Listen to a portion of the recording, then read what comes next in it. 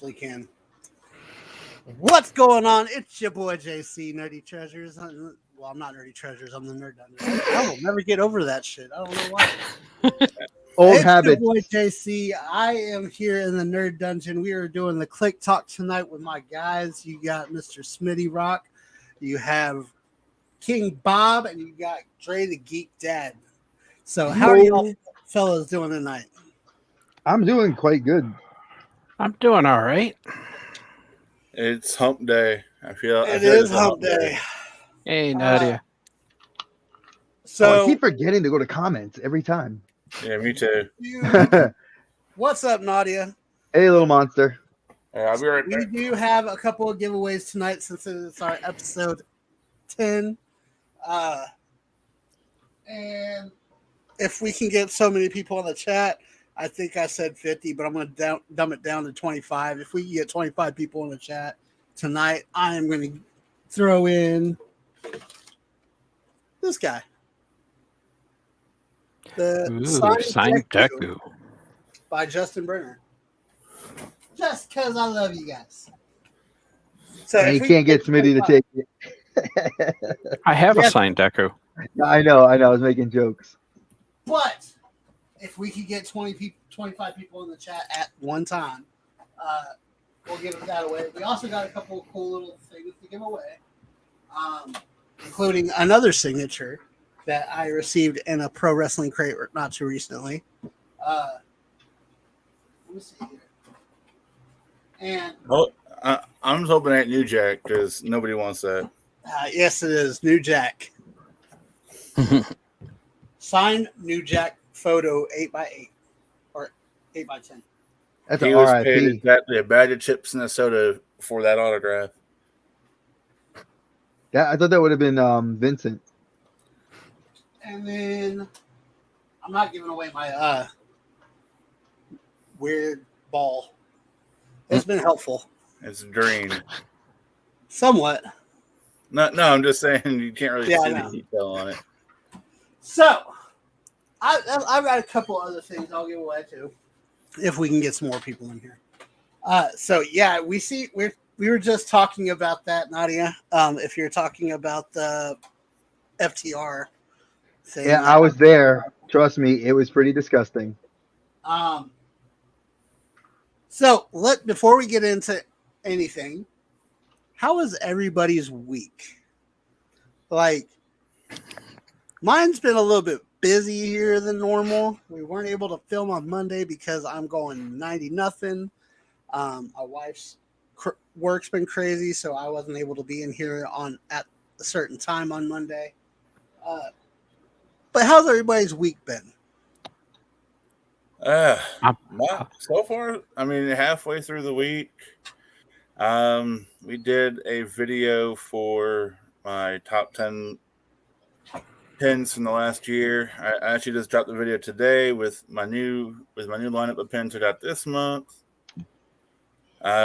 Ordered some awesome comic books. I showed the guys off stream a comic book. I ordered a couple more to go with that. I'm on a mission now to collect the whole set. Nice. And got sold some pops, got some new stuff coming. Yeah, I am liquidating it. I'm liquidating my collection slowly but surely. I'll go last, Smitty. I know you were going to say something. I was just going to say I'm a bit fickle with Funko at the moment. Okay. So, Yeah, I know. That's one of the topics tonight we're going to discuss. So we can get into that in a little bit. But I got on the flip side of that, I had a work surprise today. I got a, how do I want to say, a spotlight from one of the trade associations that I'm a member of through work. Yeah, all of a sudden I got this pop up in my LinkedIn feed that had me as a member spotlight. Oh, nice. I was like, dang. Well, let's see. My week since last week was a little bit I don't want to say chaotic, but it definitely was it was not as tame. Um I did get to go as a birthday gift. You guys know, and I said this. I was going to see AEW Dynamite here in Charlotte. I did get some cool merch. My boy got me AEW hat, and I got Fight for the Fallen Charlotte from the Bojangles Arena. I felt like, I wanted a Britt Breaker T-shirt, but they didn't have any of those shirts there, so I got that because I felt like it had been 2 years since I had been to a live wrestling event, so I thought that was kind of cool. I know that I did liquidate some of my collection too. I got rid of some Marvel Legends. Crazy merch. Hey, I'm not going to talk about Roman Reigns merch over there because that way because that's where he's at, or yeah, this way, whichever way. Exactly. He's right up here. Yeah, but I took in some of my old Marvel Legends to the comic book store. I did advertise on my Instagram that they're going to be doing a JDF signing tomorrow, which I'm going to try to record for the channel for us here. I'm still waiting for his handler to get back to Troy and myself to allow it. And my ticket number was 60. So it's going to be, there's a lot. I think they were giving out 100 spots. So that's what it is. So we'll see. Other than that, my daughter's been walking. She's taking like 10 steps, being way more independent than I thought I was gonna like. So we're gonna have to start getting gates for the house now. But yeah, it's been chill, And now the fun begins for Trey. I know. Now it's like, yeah, my room here needs to be secured now because I was like, oh, it'll be fine. She's not gonna be walking, and then she's like, I'm here, and she's like, oh, look at this, and I'm like, oh, shit. Like, okay, baby gates around all the toys, everything. And she likes to climb, so she has got no fear. 1 year old, no fear. It's all cool. We just got a couple of figures that have like swords that are removable and they can stick her down her throat. Did y'all see? No, did you see that wrestling thing I did on Facebook? That I finally took my WWE ring and I put out all the champions except for the tag champs and it was the tag champs and the United States belt because I don't have those two. But I put them all out, and it was like, shit, if she comes near that thing, it'll topple over. Let me say, I don't know how it happens, but babies are like magical creatures, Like, somehow they can summon the most dangerous item, and it just appears in their damn hand. Like, climb the bookshelf? I got it. Like, Jada would be sitting there watching Dora, and like 5 minutes later, bink, she's got like a knife in her hand. I'm like, how did you get that? Where did you get that? Oh, dude, I'm such a helicopter parent with that. Like, I make sure there's no knives. If we had a fork anywhere, I was like, nope, we're not letting anything because she is like, but the good thing is she's good. Like, she'll pick something up and go like this. Like, if she knows it's not supposed to be played with, she'll go like this, like, and we're like, oh, thank you. How the hell did you get mommy's laptop charger? I don't know how you got that. Or how did you get daddy's, like, ninja shuriken from one of his ninjas? Oh, okay, we get to stop that. Yeah, that's not. Yeah, I'm worried but about she does. She got a shuriken. I know. It's crazy. So we did have a wrestling topic to talk about last week, but we're going to move it to next week because this week we're going to do something a little different. Since it is our 10th episode, I want to get to know the guys, and that's what we're going to do real quick. And, getting to know you, getting to know all about you. So, I mean, it's fitting because it's back to school time in some places. So, my wife's going to be starting to go back to school. Where you get up in front of everyone, you say, "Hi, I'm Robert, and I'm 12, and I like video games." Who is your daddy, and what does he do? Be that type of getting to know you. Well, that's no fun. So what this is going to be is I want you to tell me your all-time favorite match that you watched as a wrestling fan, whether it was WWE, AEW, NWA, just any match that you can remember the very first time that you fell in love with wrestling. Ooh. And then the second thing we're going to think of is we're going to think of our most despised match, like something that you didn't want to happen that happened, that you think that it was a good match, but it just was crap for you personally. Okay? So, who wants to start us off?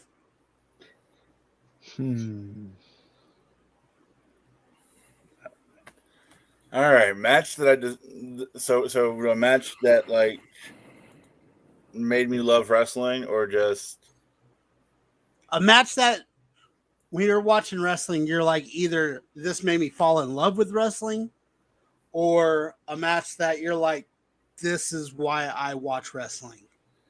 All right. That gave you that heart that I was like, I love this shit. Because we all have those matches. It's true. I said it in the first, and this was our first episode, that Taker Royal Rumble match '94, when Yokozuna stuffed him in the casket, and then all the effects happen, and you see him come up through the Titantron, and you kind of see him ascending towards the heavens. Just the story that told was perfect. Now, my most despised match, I've joked about it, and I can finally say it: the Judy Bagwell on a pole match, or technically it was a forklift. It was a forklift. But I will also say I was watching. I on the weekends I tend to binge watch whatever pay-per-views coming up. So like right now we're in SummerSlam season, so I binge watched a bunch of SummerSlams. Oh, yeah. They had one when they were in Toronto. It wasn't even a match. It was the Divas fucking dodgeball that they did. God. It was like it was like the women's locker room versus the hopefuls, or the hopefuls. Just kind of stutter that a little bit. And I watched that and I cringed like no tomorrow. And then there's another one where they cut to the back of the parking lot, and you see all the divas in bikinis, obviously, because it's that time period. It's like 2005, 2006, somewhere in there. And they're washing a limo. You pan a little bit, you see Vince. Pan a bit further, it says McMahon for president. Those are three things might happen one day about wrestling. Nah, he's too old. No. They did it with Trump. He had Stephanie McMahon. He had Linda McMahon in office. Baby boy, that's a guy I work with. He's awesome. Big shout out to him. I'm just gonna say this: that if Vince ever became president, and Trump is gonna become some kind of side bitch, and no, thank you. No. Oh, so I have so many matches that I could sit there and point at them and say, this made me a wrestling fan. And they're all Roman Reigns matches. So true. So true. The one that like sticks out in my mind is I was live when Hulk Hogan faced Zeus, and Macho Man gave him the elbow drop, and I flipped the hell out because I was the biggest Macho Man fan. So we call those marks. That was that moment, huh? We call those marks. But it was that moment where Roman double stacked Edge and Daniel Bryan He pinned him for the 1, 2, 3. nice. That's the man I loved wrestling. We don't say Daniel Bryan anymore in WWE because he went to the competition. No, he went to the competition. They Brian Danielson. No, it's Brian Bella. Exactly. Call him what he is. So that was my big one. That like the Macho Man Zeus Hulk Hogan rivalry. That made me a wrestling fan. Throw in a couple of Ultimate Warrior matches during that time. That's what really hooked me. Then the worst match I ever seen, probably gonna say the shave my head with Molly Holly. No. That was a horrible match. No, it's all with the finger poke. Oh, you mean the finger poke of doom? Hogan and Nash. Yeah, he talked about it on Broken Skull on the Broken Skull podcast. All right, Smitty, your turn.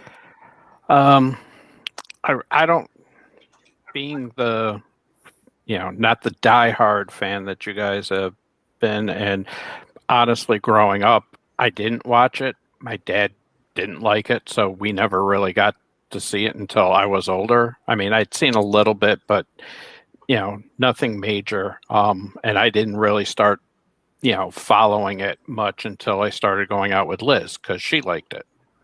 I mean, she's a huge fan. So, but I would say the match that, got me into totally into it, was Liz and I went to the Hammerstein Ballroom, and it was a Dudley Boys tag match that Liz was cracking up because I went total fanboy on. The Dudley Boys and all of that. I could peg the whole thing. I could peg you for a Dudley though, because you have that Jersey swagger to you. Even though they're both from upstate New York, and they were actually right next to my college. They had a barbershop right next to my school. Because I know Rob knows it, because anybody that went to my college could have gone and got a fade by them around the corner from our school. Yep, they were big in New Rochelle. Yeah, big. So that live show was the one that hooked me, really got me. Do you have a match that ever got you that you didn't like it? Not one that stands out. Like I said, I don't have the history to pull from that you guys do. And honestly, I mean, you guys still watch way more. I mean, Robert is binge watching it up, It's actually on right even now. No, it's on right now. I actually have SummerSlam 2000. And I have AEW playing right here. Match is on right now. So it's a TLC match. I want to turn away from you guys for a while. This is how much wrestling fans we are, folks. So, yeah, I don't have a match that stands out as my least favorite. That's kind of cool. Yeah, it's hard to see, but that is SummerSlam 2000 TLC match. That's kind of cool. Smitty's Dudley Boys are wrestling. Growing up, I was always told that, I did my ancestry and found out that it was really 3 cousins down the line, but somebody told me we were cousins with Andre, so that's when I started to watch, and I was like, oh, I gotta see this dude, and I was like, no way in hell I'm related to that guy. So he's 3 cousins down, but yeah, we're related. That's dope. God, let's see. For me, American Gladiator got you into wrestling. I mean, that was a dope ass show. I don't care. And a lot of those guys did become professional wrestlers for WCW and WWE. I'll start with this. The match that made me realize that I was a real wrestling fan was Hold my on. dad. Hold on. Does NJPW have anything to do with this? Probably. No, this is when I was a kid. So Okay. New Japan wouldn't even been around. It would have been All Japan Pro Wrestling. Okay. When my dad took me to I don't even know what it would have been called now, but it's in Connecticut. There was a small arena, and we sat ringside, and I got to see Bret the Hitman Hart as part of the Hart Foundation, and they were tag team champions going against Demolition, and they went for a 30-minute match, and that was the night Bret Hart walked over to me and put the glasses on my head ringside. That's when I made my little like 8-year-old self was like, I'm a wrestling fan for life. Like I was like, the Hitman has dug me one of his own. I'm done, and I'll never get away from that. Like that memory of that match was unbelievably it was awesome. I know that the Hart Foundation lost that match that night because it was a house show. Hold on. Before you move on to the next one, I got a story about Bret Hart that pisses me off. Okay. I was always one of the biggest Bret Hart fans of all time. Like, he is the best there is, best there was, best there will be. He always will be in my heart.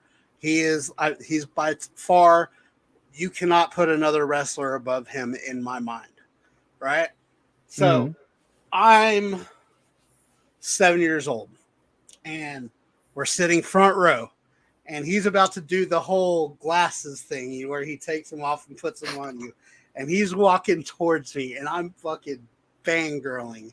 I'm like, oh my God, And my cousin was there with me, and she was not a wrestling fan whatsoever, but she thought that Owen was cute. So she was up there smiling at Owen, trying to wink at him and stuff, and Bret puts the glasses on her. I was pissed. I was so livid. I was like, I would be pissed if that was me. and she held him over my head forever. Like, she had him, he signed him and everything after the show, and she just like, ha ha ha ha. I was like, oh. Damn. So, continue. For me, the match that's kind of tied because see that match with Bret Hart and the Hart Foundation versus Demolition at 8 years old solidified me as a wrestling fan. But I think it was what really clinched it was the Iron Man match between Bret and Shawn Michaels for the World Wrestling Federation title, and Shawn won it in 62-23. 62. It was 2 minutes and 23 seconds. Yeah. So I think that was it. But the match that I would say that like ruined it for me in a lot of ways was Roman versus Edge. There's quite a few of them. I would say in recent times, the Goldberg, I'm gonna go recently with the Brock Lesnar Kofi squash. Yeah. In less than 8 seconds, he squashed a guy that had spent 11 years to become world champion and squashed him in less than 8 seconds. And Kofi never received another rematch, and nobody said why. And I felt like as a person of color, that was like a huge slap in the face because WWE does not like to put the belt on people of color. Bobby Lashley is a rare breed. He was owed this from a screw up before. That's the only reason why the belt's on him.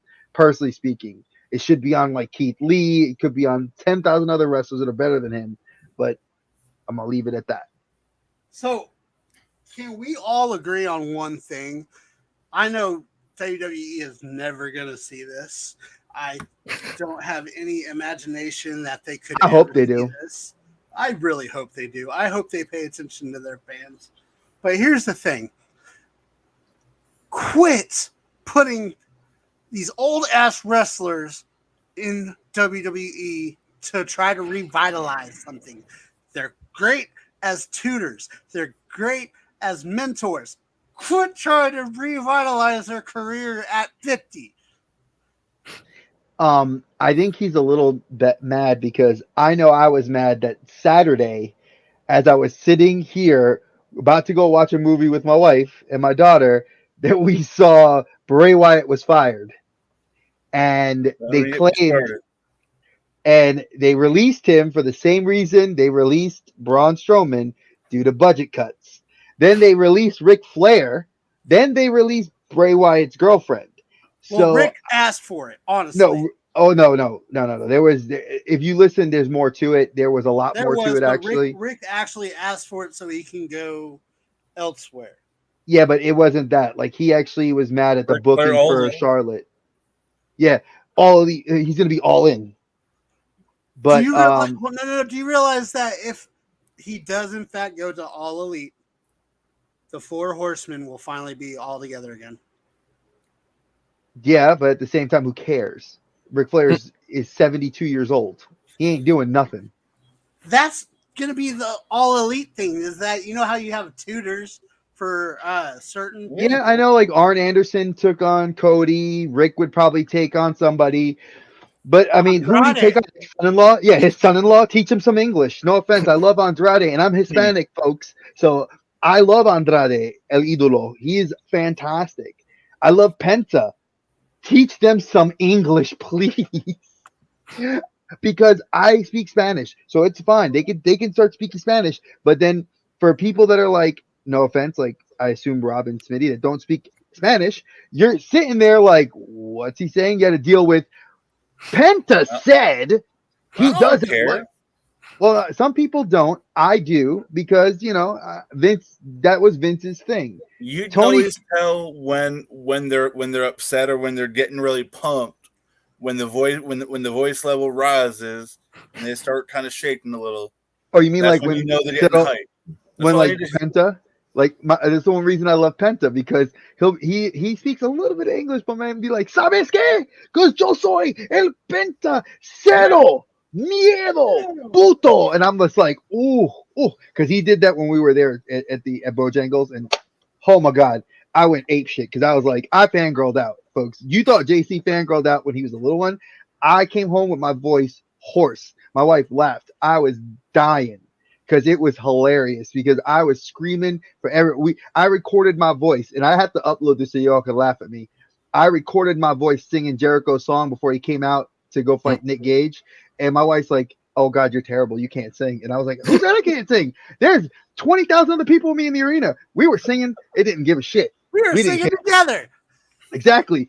Who cares if we were all off key?" And you could have seen me at the event when Taz showed up. But the girl sitting next to me is the only reason you see I'm in the darkness, and there's girls wearing this bright ass pink t-shirt, and the light was on her. So I was a little mad. But we're not going to talk about that. No shit. Hang on. You hit a button. Eva Marie is back for one reason and one reason only. And it has this much to do with in-ring talent. WWE, the way I see it right now, is they're hiring people to portray wrestlers, but to go out and do press, go out and do the, Make-A-Wish and, read and star, those kind of things. I don't see Eva as anything more than what she was, but she's a little bit slimmer. The purple hair, she has dewdrop, which is the best part about her. Piper Niven, let's call her what her real name is. Piper would turn around and beat the brakes off Eva Marie in about 3 seconds. Beat the dog shit out of her. Trust me. Lana's another one who she tried, but she failed. She needed to go. She was more of the I'm gonna go do TikTok dances and show bikini pictures on Instagram.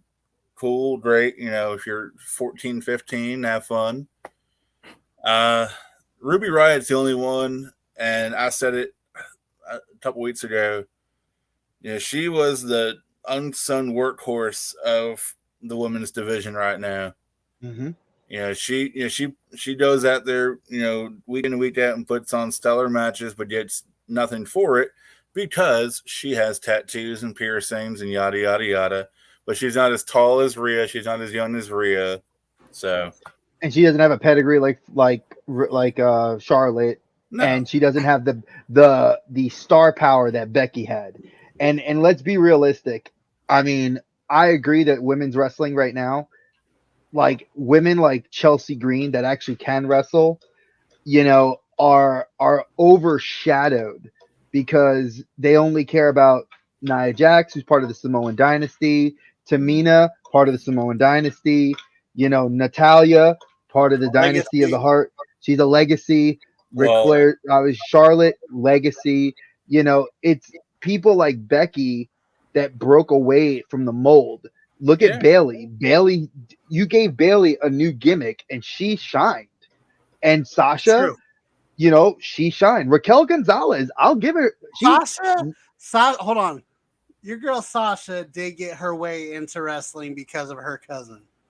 Okay, but she also lived. If you watch the Stone Cold podcast, you feel bad for her because of her life coming up. She didn't have her dad raise her. Her brother was her brother's autistic. She lived in hotels. Homegirl was like moving around from town to town to make sure her brother was taken care of with her mom. Her mom was struggling to do things. So me coming from a single parent household, I can respect what she went through. And if I had connects like that with Snoop Dogg, hell yeah, I would have used every connect I can to get my dream realized.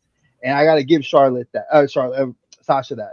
Now, as far as, people like Raquel Gonzalez, who I'm going to say this, she is not pretty to look at in wrestling. She's not. Like her Instagram, obviously they doll her up to, because they got to get their pictures to look pretty. But that girl can wrestle. She's a China. She is. I see her, like, I'm glad she's the champion. I like her ring presence. I like her, yeah. And I think she can be a polished diamond, because she's not like Rhea Ripley. Rhea Ripley's got the grunge goth girl cute. Bianca Belair is obviously, she's married, but she's the black girl cute. And then you got Raquel, the Spanish girl cute. So you got everybody covered. Xia Li, who's another extremely talented woman, gets shitted on, and she's another beautiful woman, but they don't give her any play. And will they ever do it? Like, they don't want to do a women's evolution. They don't want to, but NWA is teaming up with New Japan, Impact, All Elite as in AEW, and I forgot a couple other places, and they're putting on their own female-driven show run by Mickie James. That's why Chelsea got the hell out of there, and she was smart. She was pushed away, but at the same time, she found a spot where she's like, "This is going to be good for my career." And she's headlining the show for NWA. She is. I just read that report today. I was like, that's awesome. Trust me, Xia Li is amazing. She is like such a talent, such a great wrestler, such a great martial artist, and she's beautiful. I'm like, you have the whole package. Why is Triple H not pushing you? Because WWE drops the ball and is very Bray Wyatt. There's a guy on TikTok that I follow. His name is the Heel Josh. He does Twitches too. So I watch this guy and he talks about wrestling, and he talks. I'm going to try to get him on to come on the show eventually. But this guy, when Bray Wyatt got released, you could see the passion that he has for wrestling, because there's so many of us out there that have that heart, that this was our childhood growing up, and it's our place that we want to go to sometimes, and we just hold on to it. And when shit like this happens, when Bray Wyatt, when Lana, Ruby, all of them, when Sarah got fired, no shit, I lost my shit. I was like, what the frick is going on in WWE that they're holding all these crap people at a high standard and letting go all this great talent? You have, like Nadia was saying, you have Eva Marie who's being pushed while you shit on Sarah Logan. And let's be real. You are bullying, and in a sense, you're bullying Piper Niven because calling her Dewdrop. That's a polite way. Let's be real. I'm not stupid. I'm a big dude. I've dropped from 268 that I used to be now, folks, to 227. Thank you very much. I'm very proud of myself. But I will say this: that Dewdrop comment is to call her fat, and that shit is fucked up. And she is a talented ass wrestler. If you watch NXT UK, that girl put in the work. And her, like, even in the independent scene, some of my favorite independent matches that I've seen were Piper Niven and Rhea Ripley. They had some of the best matches, and I get pissed off just watching wrestling now. Well, no, you get pissed off if you watch the WWE product. If you go to AEW, I watch AEW too. There's some things that piss me off about AEW too, but I can't wait for that, Liz. Honestly, this is why I watch the old product on Peacock. I get that, but the thing is that you have to ration it. You have to get new product and old product. And I know a lot of people that are in the old product or the ruthless aggression or the attitude era see this product as crap, but the attitude era seeing the ruthless aggression era as crap at first. Yeah, but it's just the different eras, and everybody's seen the PG era as crap. So, well, I mean, but to be honest, not all of what's being put on TV is crap. It's just you see the circle jerk of champions. It was, Drew McIntyre, Bobby Lashley, back to Drew, back to Bobby. On SmackDown, it was Roman. I'm skipping your turn, Roman. I'm skipping your turn, Roman. Skipping your turn, Roman. Oh, yeah, he's got the ultimate hand of Uno. Skip. But even at the mid-card level, and I agree with about her comment on AEW. It was Apollo, it was Shinsuke, it was, there's a little circle. They have like 3 people hold the title for a year, and nothing ever comes of it. But you got the talent that's leaving or being fired for budget cuts, but yet we're going to pay Goldberg all this money to come back and lose to Bobby. Pay Cena all this money to come back and hopefully lose to Roman. I hope. No, I already told you. I can tell you what my prediction is for that. They have the summer of Cena promoting right now. The only way they can redeem either Goldberg or Cena winning is to have Big E run out there and cash in. That's exactly what's going to happen. Either one will work. Okay, and I would rather him cash in on freaking Cena. Actually, I would hope. I want to see Big E. Let's put this to a vote. Who do you want Big E to cash in on? John Cena. Smitty? That's a tough one. That is tough. I'd love to see him. I'd love to see him mess Cena up, but at the same time, I mean, Goldberg's no better, so I'm like. But if I had to pick, I would go Cena. Yeah. Thank you. If it's me, I'm going to say Goldberg because I'd like to see them reunite with. Well, listen to my logic. I'd like to see them reunite. Your logic is my logic. I approve. I just want to see him beat Cena. I don't want to see Cena walk around with the freaking title any longer than he has to. What if he flips the script? What if he beats Karrion Kross? Why? For the NXT title. Jeff Hardy already did that. Yeah, and yeah, but well, Seth or Finn interfering with Roman Cena. I mean, Liz and I had this conversation because I got the promo email for SmackDown where they're promoting the whole Roman Cena for SummerSlam, and I'm like, this ad insults me. I'm like, you can't tell me that contract doesn't have Finn's name typed in it like any other legal document is supposed to. And, and anybody can come and just write their name in. I'm like, come on.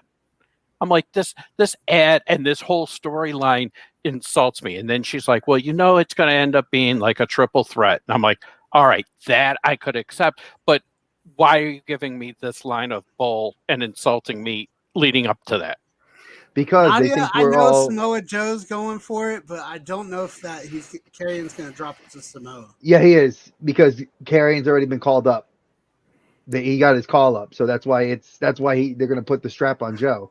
And Walter, I will say this: Ilya Dragunov is a fantastic wrestler. I can't wait to see that match. I love watching them fight because it is a straight up brawl.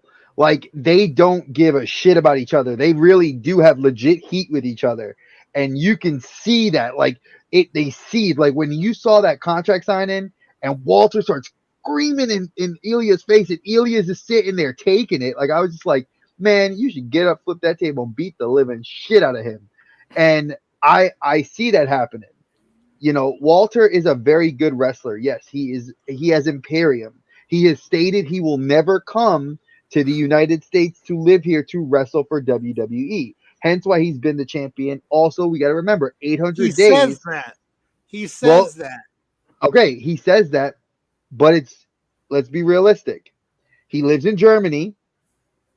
He flies back and forth between Germany and the UK to do the filmings. And now they're forcing him to come here to defend the belt in 2 weeks. I'm okay with that. Now, what's going to end up happening is Dragunov gets it.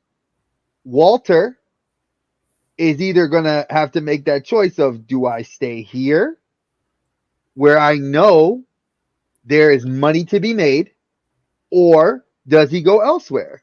And right now, there isn't any other options.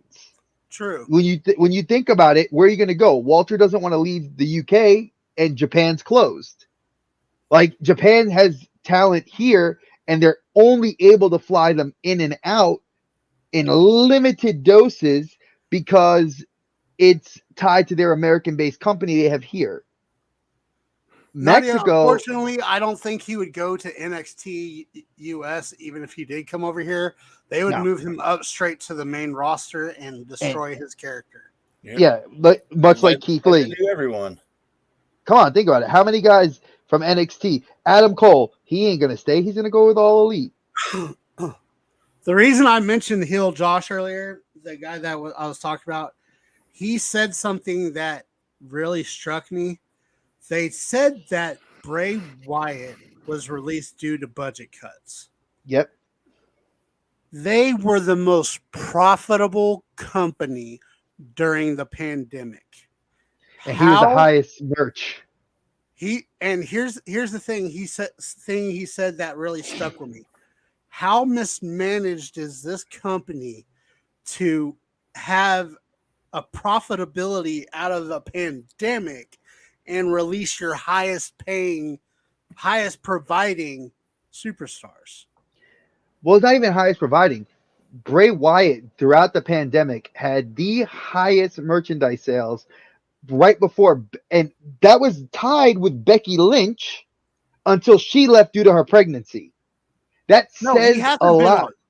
He hasn't been on because he's been injured and working his way getting back in August. Like, he looks fit. He looks good. Did you see that picture on Facebook? Yeah, Bray tuned his body perfectly. Yeah, there's no belly. He can come back this month. He's muscle. He was ready to come back. He was lean. Like, the big thing that I saw. He was set to come back at SummerSlam. At SummerSlam, yeah, that was the big one. We don't know everything. It's just what they say. And Bray has gone on several he didn't go on talk shows. JoJo went on talk shows and talked about the release. Well, no, he came out and made one comment, and the big talk that a lot of people are talking about now is that since Strowman, and I agree with you, Liz, we don't really know what it's true. The dirt sheets tell us what the dirt sheets are telling us. Dave Meltzer hasn't really steered us wrong. Yeah, and I mean, like, usually, and he has a bad Like he's not, and Dave Meltzer right now is in kind of a lot of shit with a lot of different wrestling pundits right now. So he's not doing well. So when he's saying shit, I believe him. But I mean, as far as I could tell, the big scoop that everybody's been talking about is they're gonna have what's his face, Strowman, Bray, and Harper, not Harper. Who's the other guy with them? The redheaded guy, Rowan. They were going to get them to join either a rival faction to the Dark Order, or they were going to call themselves the Wyatts and get Bo Dallas to come in and bring them all to AEW. Now, AEW currently, if anybody doesn't know, they're operating in the red because of the new app they released. So, do I expect to see them? Maybe. I don't know. We'll see. So, all right, here, since we're talking AEW, and we had, Liz's comment about them trying to put everybody in but not doing it well. Do you think AEW is to a point that they could pull off, much like WWE does, a second show or a split and do?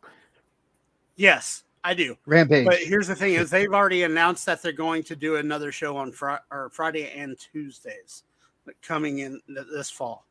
It's called Rampage. It's Rampage. It starts next week. Rampage. Okay. Yeah, Rampage is supposed to be there. It starts next week Friday. Rampage is gonna be next Friday, and that's supposed to be their talent split. So like, where Elevation is supposed to be like the talent that they really don't use and it's underused. That's for Elevation and Dark. And then Dynamite and Rampage are going to be the Raw and SmackDown for the AEW brand, which is amazing. And if Nadia, if you don't know, the app is called AEW General Manager. It is a lot of fun. It is fun. It's free. We might play it here on the show.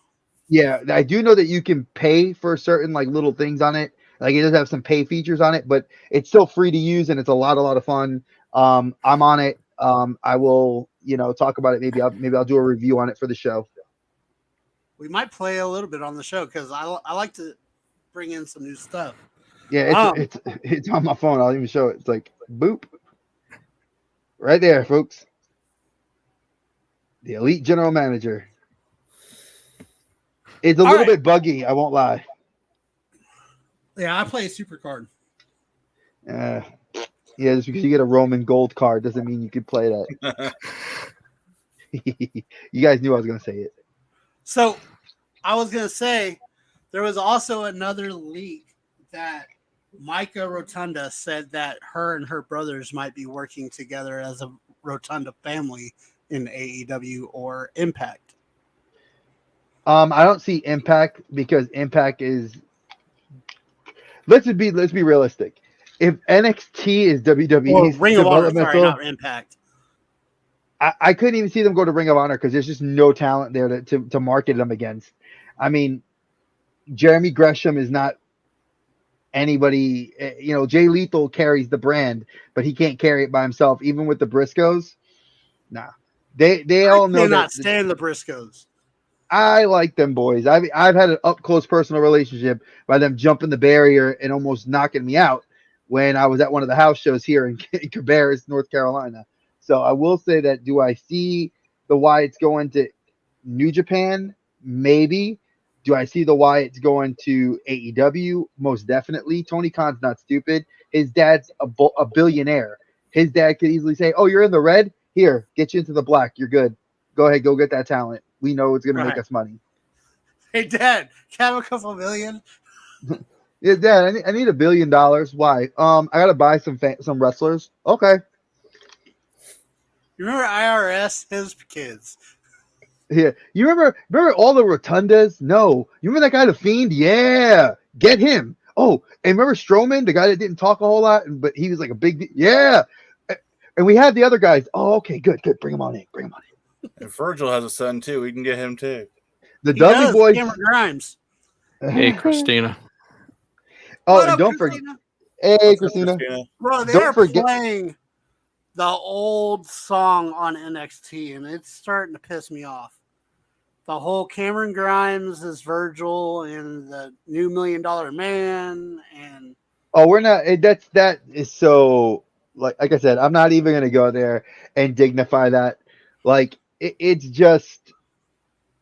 I can get on my high horse and talk about this to the cows come home. It's not worth it. Don't you dare talk about Eli Drake like that. Oh no, sorry. I like Eli Drake. I don't care what anybody says. Drake Maverick.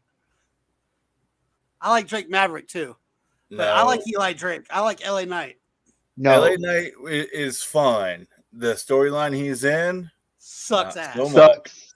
But again, that's part and parcel of WWE. You have the best talent and the worst storylines, and then you release them for budget cuts. I didn't like that they called him LA Knight. Why are you making him a football? Why are you making him a team? Dummy.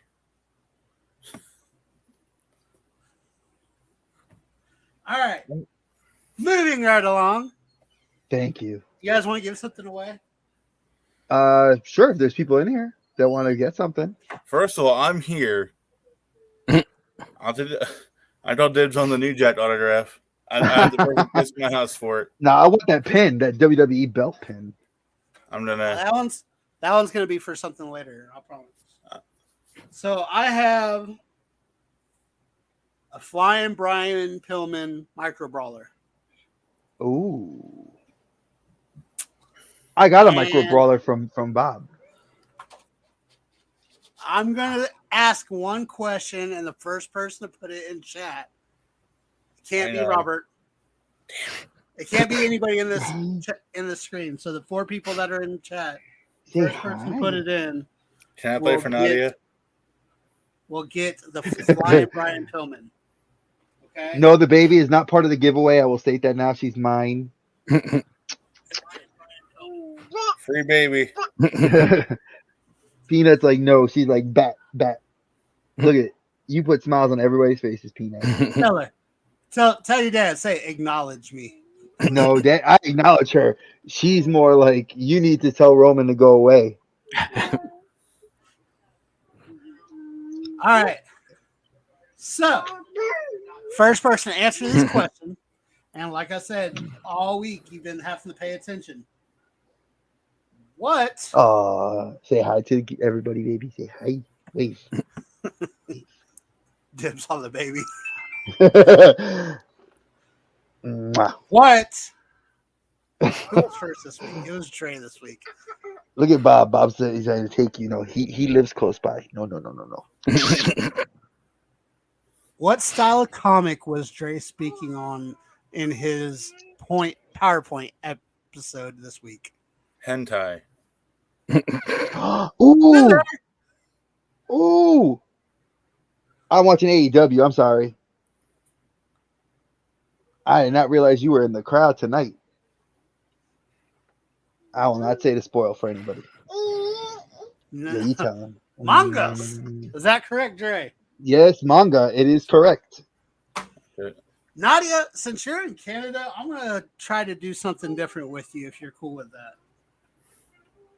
I'm going to do my mystery box for you. Oh, it's like just the common, Bob. I don't care. It's always just common with me. I say that because I say that because it's part of one of his videos or a couple of his videos. Common. Huh? But this is the one I tried to buy, and the dude sent me the Tallahassee pop. I got my refund finally and finally bought one. Somebody here, I like follow all the Funko Pop organizations here in Oklahoma. Somebody here found a flocked King John or Prince John Funko Pop for like $5. There isn't it's a fake. Yeah. No, it wasn't a fake. It was customized. out of box. It was not flocked, but it was metallic. It was out of box, and it was in a vintage stock wrapper. I think there are only 2 versions of Prince John. One has the gold crown and the other has the silver, if I'm not mistaken. The gold crown one, or the silver one. I'm gonna get you. But she found it for $5 at Minute Stock, and they didn't know what they had, so they sold it for $5. Yeah, so that would be insane. There's the regular one with the gold crown. Then there is the there's a con exclusive. Wow. Then there's one. No, you can't have my headset. Metallic one. That's a $280 pop. Even the regular Prince John is over $100, and I'd give that shit away in a mystery box years ago. Oh, thank you, baby. Just to give you a heads up, Big Sis Geek Girl is actually sick. She's in Florida visiting her bio dad, and she's not doing good. She wasn't feeling so good, so she's going to the doctor tomorrow. So I will send good well wishes to her from you. But what was I going? All right, so a Geek Baby always wins, and anything we do, she wins, right, Mama? Nadia, I'll be getting in touch with you shortly about that. Ray, yes. why don't you lead us into our next conversation? Okay. Hey Dana. What would we could go into? Funko.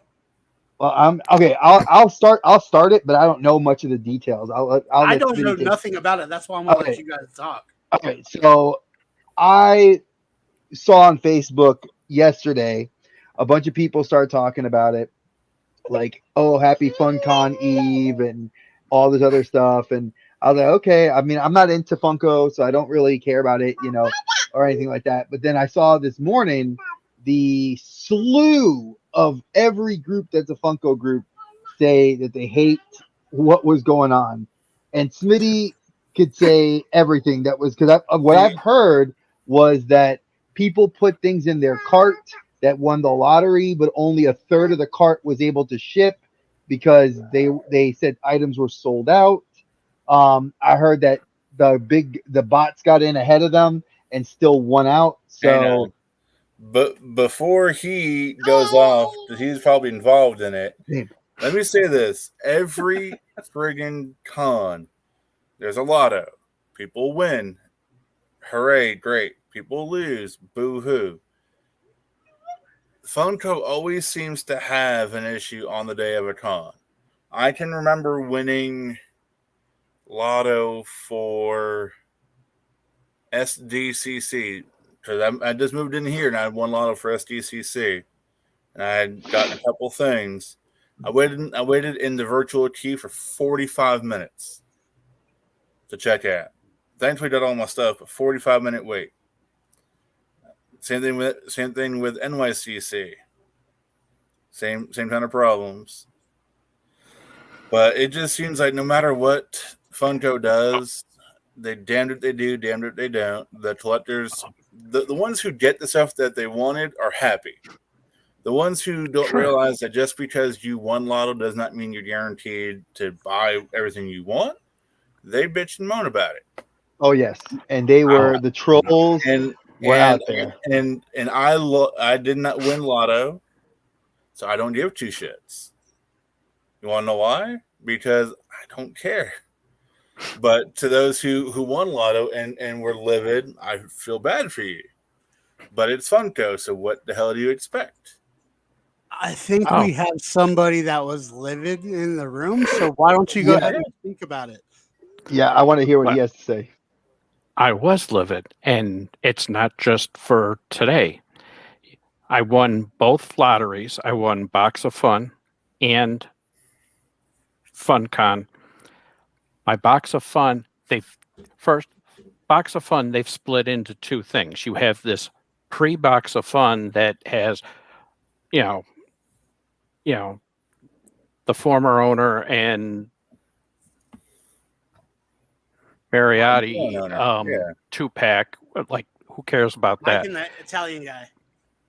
And the big mystery pop, the Torchy, that thing showed up here and the box was trashed.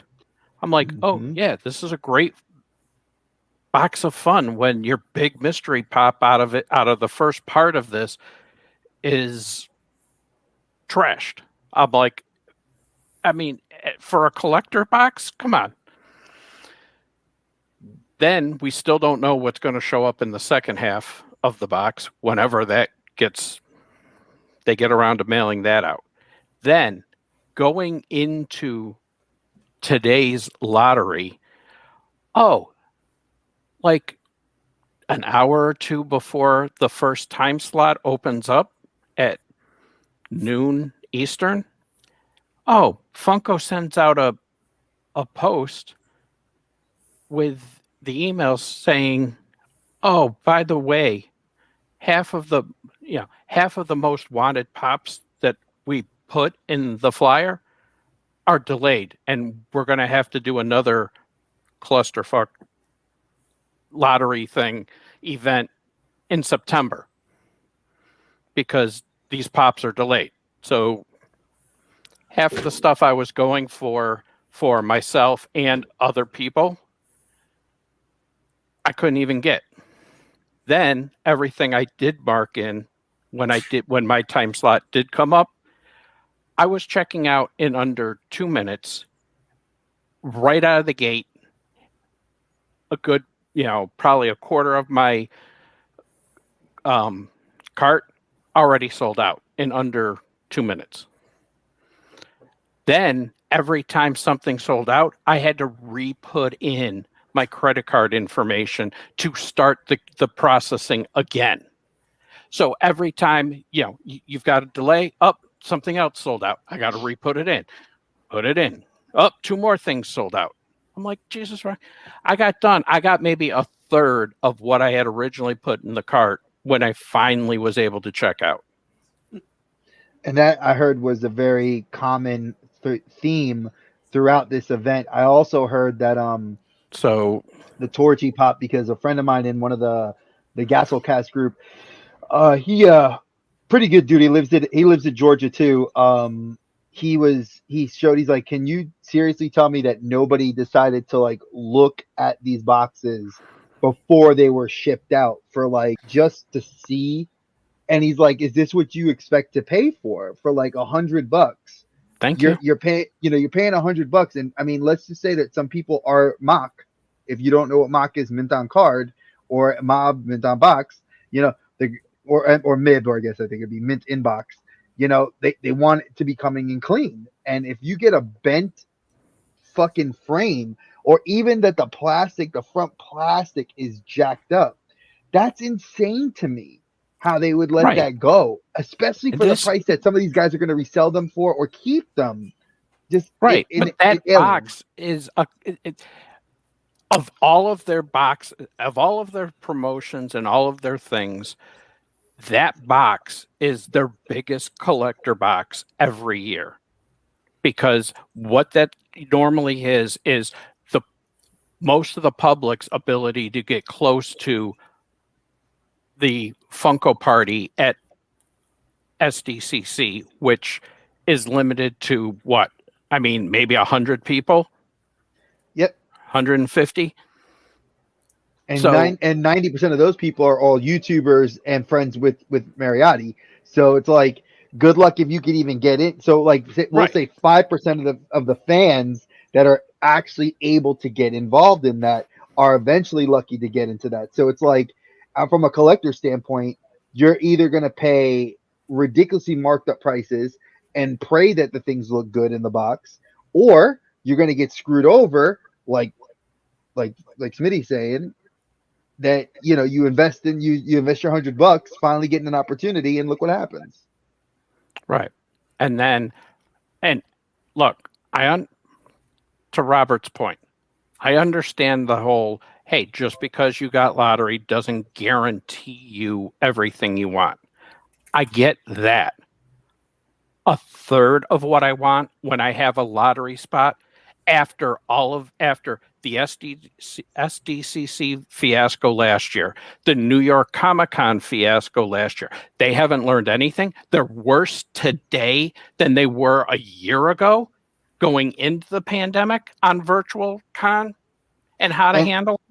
And from what I was reading, a lot of fans actually were there is supposedly circulating around what was it, a what's it called, a petition, thank you, to actually go to have Funko removed from these sorts of events, because they feel that if you were supposed to handle the bot issues that were all prevalent last year, and then you handle those bot issues, and they're still worse because people still got screwed out of their stuff. Theoretically, that was part of, hey, that's what the lottery is supposed to take care of. Plus, they removed the auto pay.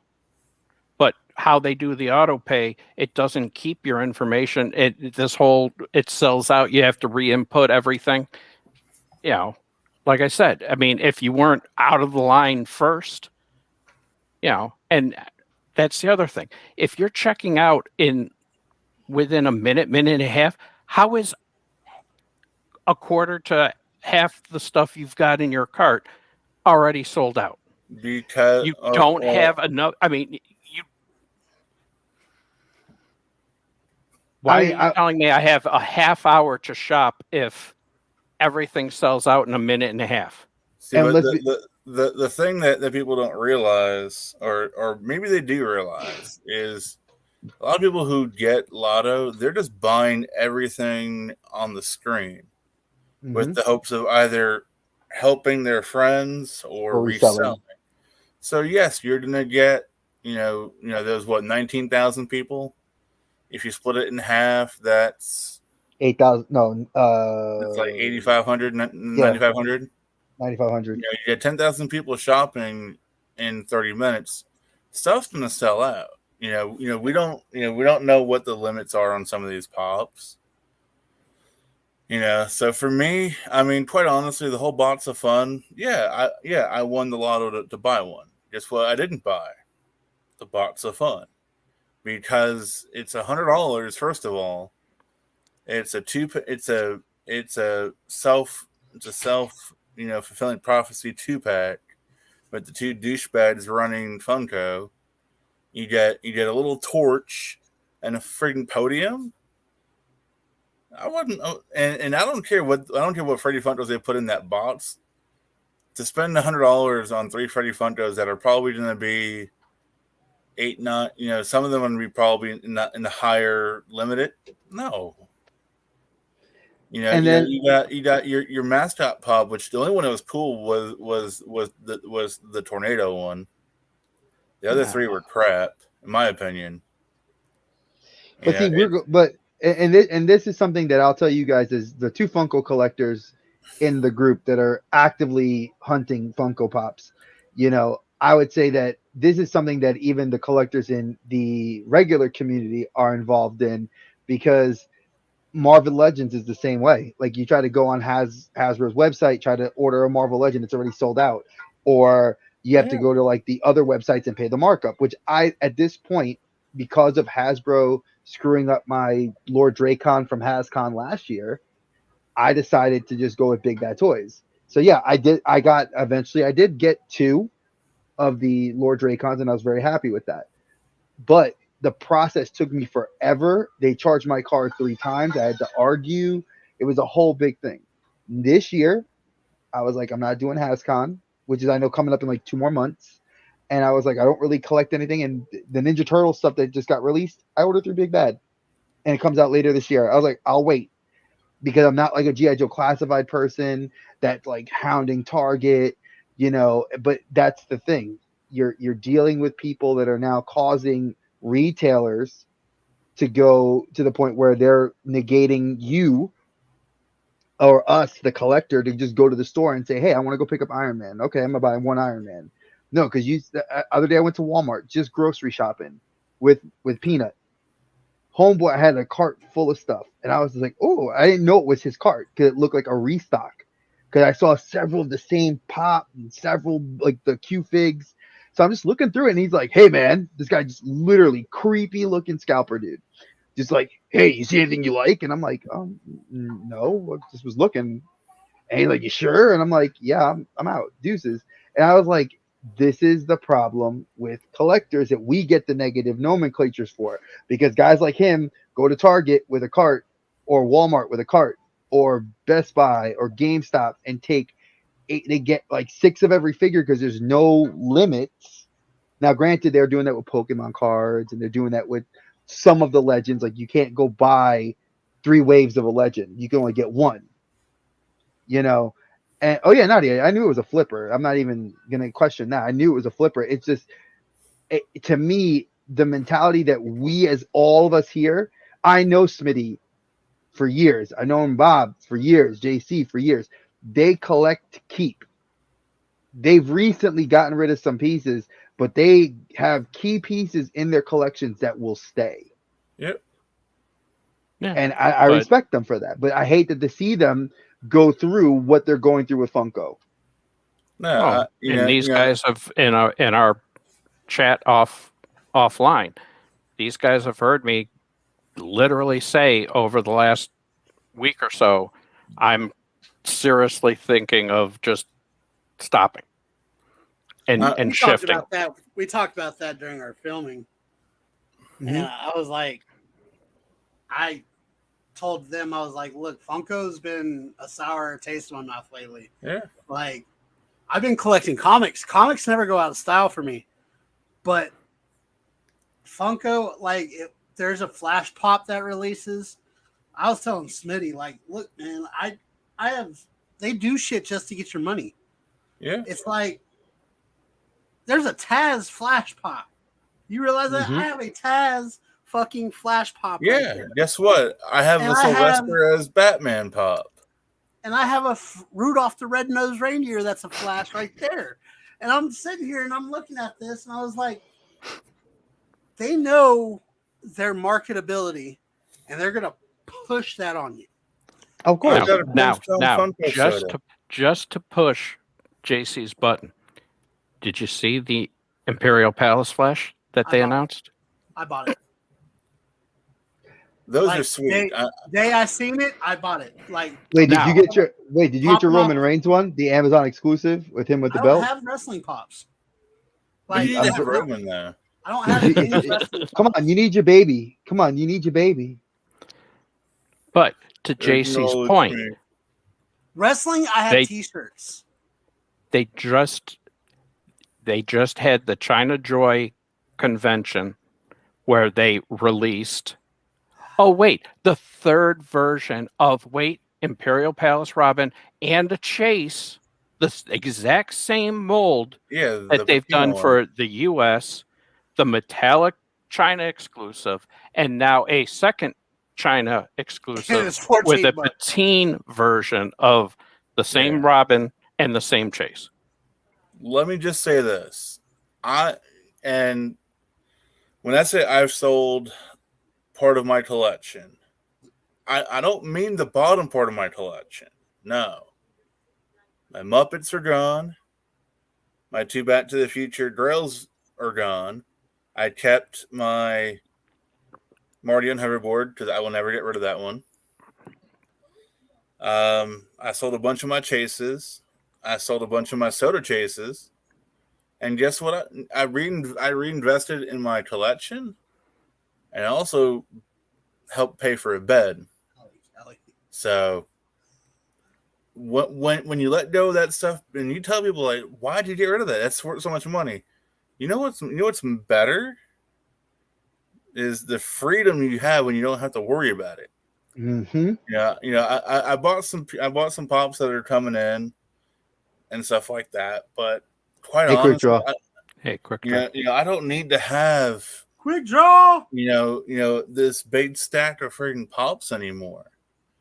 I mean, comic books is so much more fun, as JC said. I got a number 1 comic from a certain 80s, 90s icon that I'm now gonna go down the rabbit hole and collect all of the comic books from that person. And guess what? Comic books are so easy to store. get that signed for me. They are no. Comic books are so easy to store because you get long boxes, short boxes. The He's artwork right. on the wall. Let me show you my comics. It's coming from a comic book collector myself, and a lifelong one. I actually sold my original comic book collection that I had because I had to buy a car, and I did that. That is my comic book, part of my comic book collection now. That's my wall. That's so small, JC. That's cute. Well, that's just part of my comic book collection. Well, and this is what I'm talking about, and JC kind of alluded to it. Hey, I mean, I've been following and learning about a lot more, custom toy designers and customizers.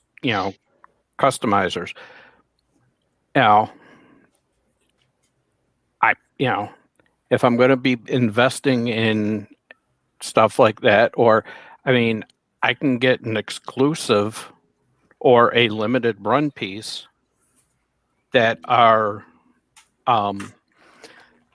just as cool or cooler that, make me feel just as good as the Pops used to. I'll say this. I'll say I love Funkos. I do. I love the mini molds that they do. I love the mini styles that they do. But I will take something like this, just a regular art print, something that's truly art, over that so-called art any day. There's more value. There's an inherent value to, and this is coming from a collector. I think we've all could admit, and I've done this, and I've posted this on my old channel. I said there was videos, and I had said that I've been a lifelong collector, and cool. and I've gone in and out of different phases of things that I've collected. But I think as we all, I love that. That is amazing. This right here. I think this is much better than that piece of crap green glow in the dark Marty McFly. But see, the thing is, we as fans that say that don't like. I'm not going to even have a good night. Nadia. I am going to say that guys like Josh. I'll get in touch with you. Guys like Josh Pence. He's a great collector. I think he's kind of cool. But he goes in and out of phases, where he'll get into Legos, and he posted a video about 2 months ago. He hasn't posted in a while. But in his last couple of videos he did before he took a break, he was like, I don't, he's like, why'd I get into Legos? And I was like, well, like everybody else did. It's a craze. Everybody jumps into these fads and does it. I know how many guys are into, and I'm going to show it here, AEW. They get the AEW figures, and these are the new ones. And they're like, oh, I got to have the newest ones. And I was like, well, okay, or, oh, I got to get Digimon cards and Pokemon cards because I got to open them up on YouTube for ASMR, and like, and I'm like, okay, I get it. There's just the way the fandom ebbs and flows. Funko did, we all met because of Funko, and I could admit that being Funko was how we met. I love my guys right here. They're my brothers. I've known them for a while. They've been there through thick and thin with me. So, awesome. But do we also collect Funko? I don't. I do. I've sold off. But here's the thing: is I collect certain Funko. Yes, I buy you them because you like them. I have Flash that I collect. I will always collect Flash, no matter what it is. I'm gonna start collecting Flash figures. What the hell is that? Oh yeah, that's for you. Oh yeah, I collect Flash figures. I collect Flash comics. I love Flash. I have Disney. I have a variety of Disney Pops. We all love Disney. Let's be honest. Yeah. All of us here love Disney. I have a whole I have all the Disney Pops. I have gargoyles and some miscellaneous. I've got a Dumbo, Captain Hook, Atlas. Zeus, and a couple of Jiminy Crickets. Thanks, Smitty. But I collect Star Wars, and I have Star Wars at my office, and that's my office is all decked out in Star Wars. I'm a nerd.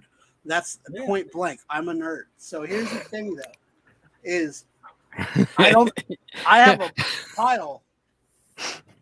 I have a pile over here that is Dragon Ball, My Hero, Game of Thrones, a little bit of everything that I need to get rid of, but I don't get rid of. So that's what I got to do. Is I think I'm going to do an auction one night and sit here, and anybody that wants to be part of this auction, they can. And if it sells for $1, it sells for $1. You just have to pay shipping. So that's what I'm going to do. I'm getting rid of the Funko and keeping my Funko.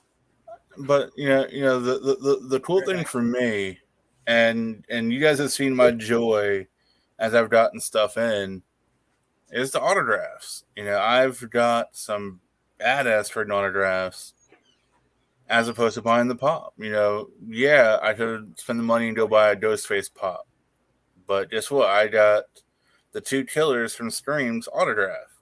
Mm-hmm. I'd rather have that.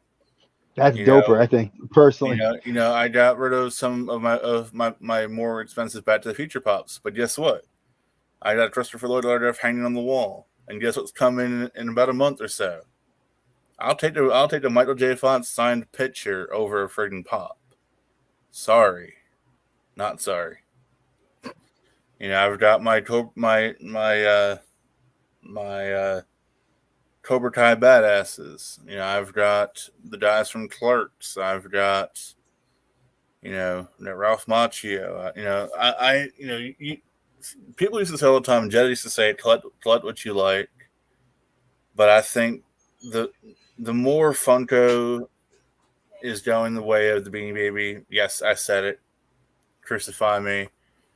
But as they step away from their model and they alienate their fans, yes, they will fall at some point.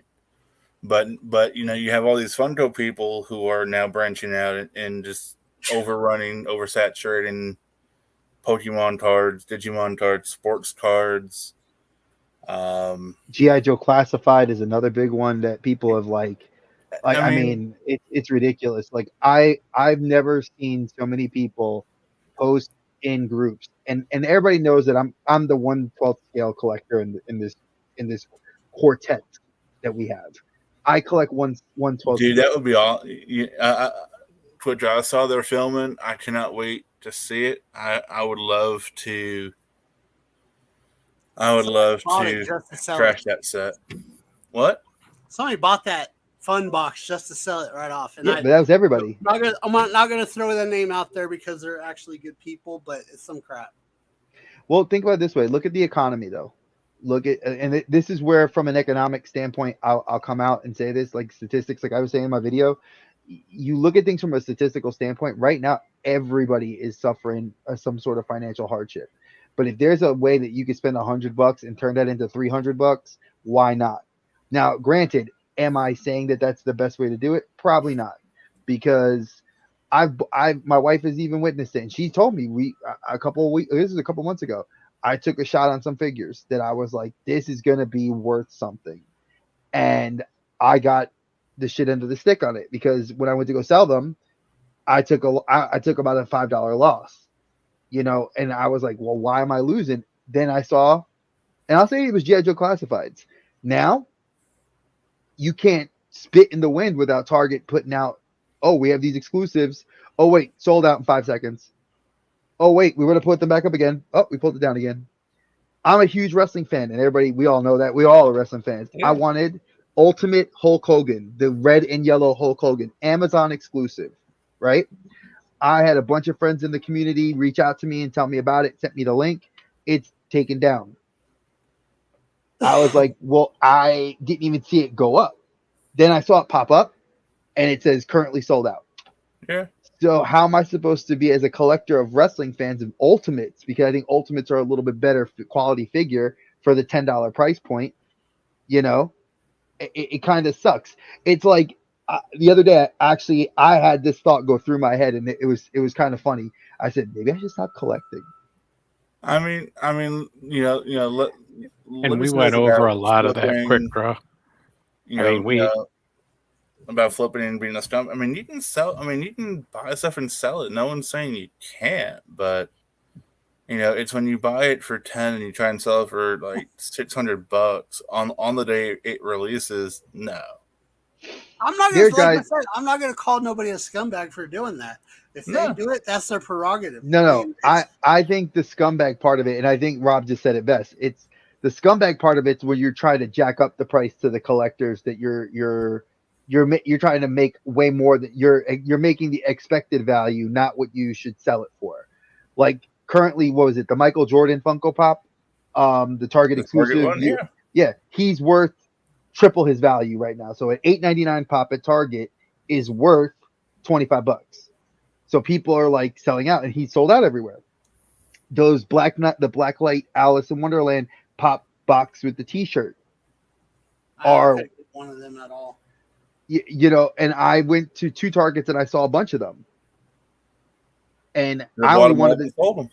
I should have. I didn't think about it because I was like, it's a hassle. It's a hassle because you got to wait and see. And then a lot of people are like, very much like they get mad, because they don't want to spend the money. They want to try to make a deal off of your deal, like, oh, you bought it. So if you found it, I want it. Hell, I used to do that with Marvel Legends. I have a Nick Fury. Where's he at? I went and I had paid for him a while back from Big Bad Toys. I got the Nick Fury SH Figure Arts. I had bought from a friend in a toy group the Nick Fury Marvel Legend. Beautiful figure. That's cool. But this is a better quality figure for the price point, and it looks like the Nick Fury to go with my collection. Man, I just went to the comic book store and my guy that I sold it to said I got like it was like a $25 figure that they bought it from me for. I was like, that's not bad. That was about what I paid for it, so I didn't really lose anything. I kind of broke even. But the thing is, there are guys that will run out and buy that Marvel Legend and resell it for $70. I don't know why you are trying to do that because it's not worth $70. There's no one that's going to run out and buy it because for $70, get the better quality Japanese one. It's all about FOMO, though. People say it all the time on Instagram and Facebook. The hot new toy comes out. Perfect example was the Blacklight Eddie Brock. Oh God, let's not even talk about that. When it first dropped, it was like a $300 pop. Now that more people, now that it's more released and more spread out, it's like an $80 pop, $70 pop. So the lesson, and for me, I don't buy anything like that because, quite honestly, I have hard luck with Targets around here because I live in Atlanta and there's more flippers around here than anything. So I ain't getting nothing because I work. In theory, the one by the Target up the street from me theoretically had them. I didn't even bother going up to try to get it because and up until recently, I had not a fully complete, but let's say 90% complete Venomized. Venom and Venomized line. Yeah. And I'm getting out. I'm tapping. I'm like, I can't do it. They're venomizing everything. And when Carnage comes out, it's only going to get worse. Well, I know they venomized Gwenpool because she's a GameStop exclusive. Ironheart, which was a pop in the box. Freaking Kingpin. Yeah, but he looked dope though. He did look have dope. a Kingpin. I won't lie. That was the last venomized pop I got. And I was like, damn man, they're really just gonna venomize. Like JC, do you need one of them? No. Like I'll be honest, I might have an extra one. Quit trying to be the pop pusher. Which is another thing that I have to stop doing. Because how many times do I buy more than one? That's true. Yeah. I mean, if you get but that's good with fig pins because I get them. If you get something Star Wars, I'll gladly accept. But like, look here, for example, like this She-Hulk. This is the new She-Hulk that they made. The repainted green skin, like more feminine, 2 head sculpts. Does it look like China? No, this one looks dope as fuck, and I was so glad my local guy hit me up, and he's like, I just got a case of 5 of these in. He's like, do you want one? And he put it right in my box for me, because I literally was like, everywhere I went, Target's never had them. People were like, oh, at my local Target, look what I could find. I'm like, where? Like Walmart's. I'm like, my Walmart's lucky. I'm lucky to get it like a month or 2 months after release date. My Walmart's that bad locally. I can say that. There is a shit ton at my Walmart that people want. So if I'm at Walmart, hit me up. See, and that's the thing. Like, I'll be honest. Like, I live between 6 Targets and 2 Walmarts and 2 YouTubers, and let's be honest, 2 YouTubers, and I have seen those same YouTubers poach at my Targets, and I'm like, I don't go to your territory. And the one time I did, it was like 8:30 in the morning, because I remember this was back in my Funko collecting days, 2017, circa 2017, 2018. I was looking for the Jurassic Park T-Rex, and then the Scrooge McDuck, the 10-inch ones. And I got it, and we had to go to like Target. They didn't have them in there. They had to bring them out to us. And the guy was like, are you friends with Jeddah? And I'm like, hell no. And then I went to GameStop, and the guy's like, yo, you know Jeddah Patrol? I'm like, yeah, Ryan. I know Ryan. I know who he is. Like, he's somebody I know. And they were like, oh my God, yeah, he comes to this GameStop all the time. Like, they were blowing him up. My friend that works in Huntersville knows Kent. And my other friend that works at a Target in Uptown here in Charlotte knows Kent, because he's there every day. I can't say much. I'm shouting out Claire right now. You know who I'm talking about. You know, I'm not trying to. My Hot Topic girl, she hooks me up every time I go in there, and she like shouts me out to some of her customers. So, I mean, my friends look out for me, but like my boy that works in Target in Huntersville, he just got me. He's like, I got you a kick-ass birthday gift. I said, what'd you get me? And for my wrestling fans in here, I got the new Scott Hall, as in Scott Hall NWO Marvel Legend, not Marvel Legend, WWE Legend. And I was like, yes, because they made a Kevin Nash one that comes out in October. So he's like, yeah, I got one for me, and I grabbed you one. And then he found Bam Bam Bigelow, and I was like, ooh. Nice. So, and y'all know I'm a wrestling guy. And to JC's point, hey, getting to know and building a relationship with your local GameStop or Hot Topic or, people is good.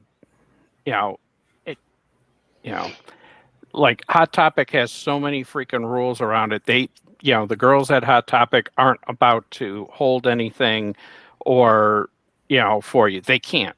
They can't talk to you on the phone about any of it. But what they can do is, hey, I bought, a few pops. They didn't come in great condition. Okay, we'll do it. We'll do a store credit. They may not supposed to do that, but if you're in there all the time, they know you. They may be able to do something to help you because you are a loyal and frequent customer, and they know you.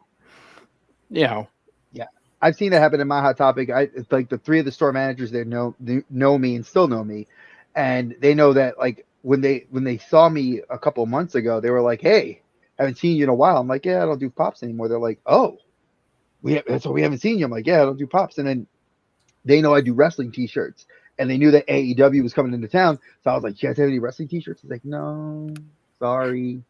And I was like, "Damn it!" And then he took the time to explain to me that there's between pro wrestling tees and Hot Topic, there is a delay because of the high frequency of people ordering from their store in Chicago. So they're delayed stock. And he's like, this is across all Hot Topics. And I was like, oh shit. So that's the personal relationship I have with the store manager. Yeah. And, that takes time to build those. And I think that's awesome that they've known me for years as a pop collector and a YouTuber. Have I ever gone in those stores and filmed without permission? Never. I would never disrespect them.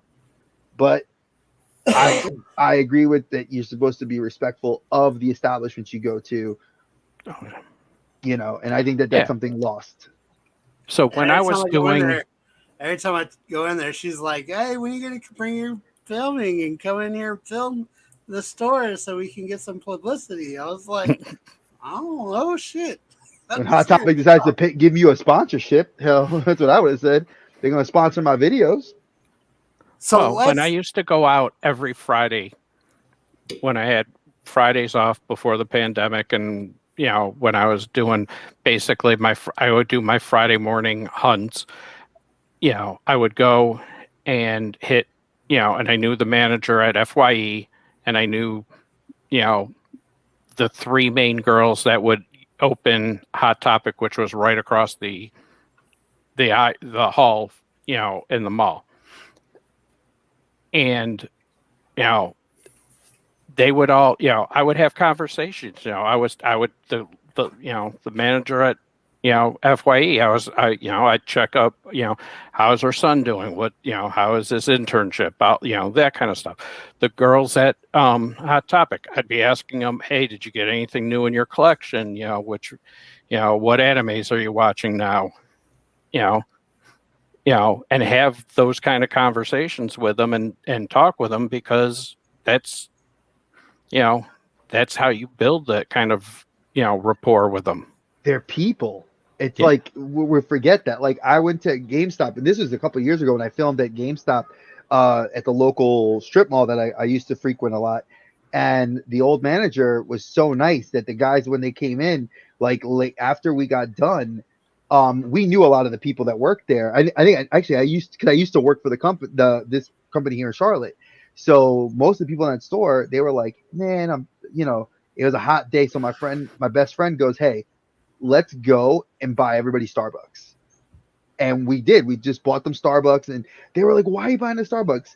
Because you know us by name. You know what we want. You don't sell us extra crap, and we like you.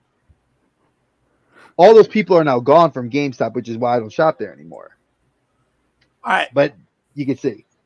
Pick a number between 1 and 31. 6. 18. 18. Bob. What? Pick a number. 1 to 30 something. 31. 12. 31. 12. So 6, we all picked even numbers. I'll get you yours in a minute. Okay, so let's go ahead and move on to our last topic, which is our movies that we watched this week. I didn't have to watch mine. I watched mine. I enjoyed the hell out of it. Well, no, mine was just so easy for me. I didn't have to watch it. That's because I gave you an awesome one. You did. I don't lie. I have so much to say about mine because I talked to my wife about it, and I was very, very surprised by how dated it was. It touched on a lot of topics.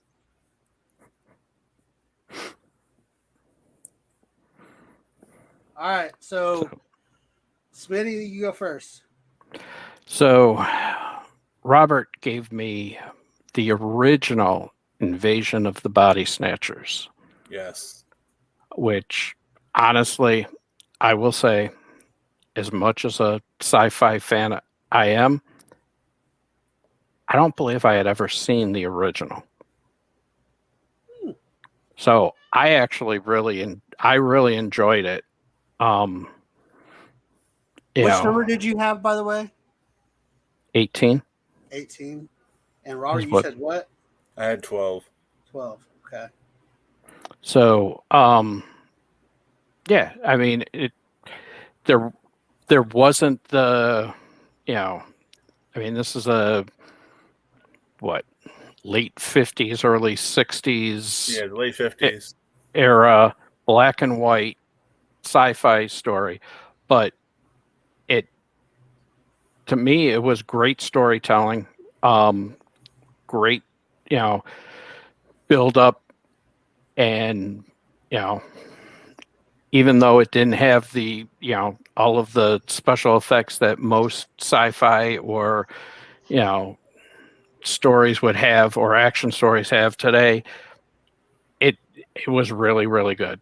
The acting was good, great plot, and I would recommend anybody that's likes classic sci-fi or sci-fi in general should go check it out. Yeah, I mean, and honestly, I first got introduced to that movie in college, and I was in my late teens, early 20s. So when you sit in a class and they put on a black and white movie, you think, "Oh, this is gonna be freaking trash." But the way the way that movies now use a lot of the visual to get to get that scare out of you and get that get your blood pumping. They do it with the music. Like there's always a dramatic tone whenever something was going to happen. Obviously it's late 50s, so shooting a night scene at night is kind of hard. So the way and you can tell when they shot during the day and it was really at night, because they use like the black some kind of like filter over the camera to make it look darker than it really was. But the cool thing about it is the lead character who is in there, he's also in the 1970s version with Jeff Goldblum and stuff like that. He's the guy running in the beginning of the movie, warning everyone. But the cool part for me, and I recognize him, he's also in the movie UHF with Weird Al. Hilarious in that movie. UHF, that was great. His name is Kevin McCarthy. That's his name. But yeah, I mean, and I've watched all the different iterations of Body Snatchers. There's the original one with Jeff Goldblum. There's also one in the 90s.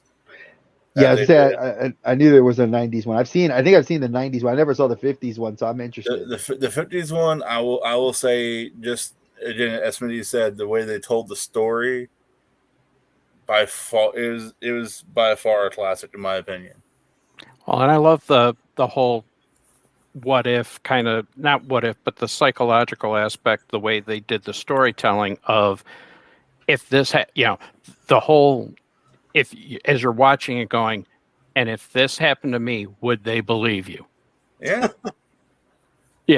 Thing. I mean, it was that's what you were left with is, if this really happened to happen and you were the one trying to persuade somebody, that was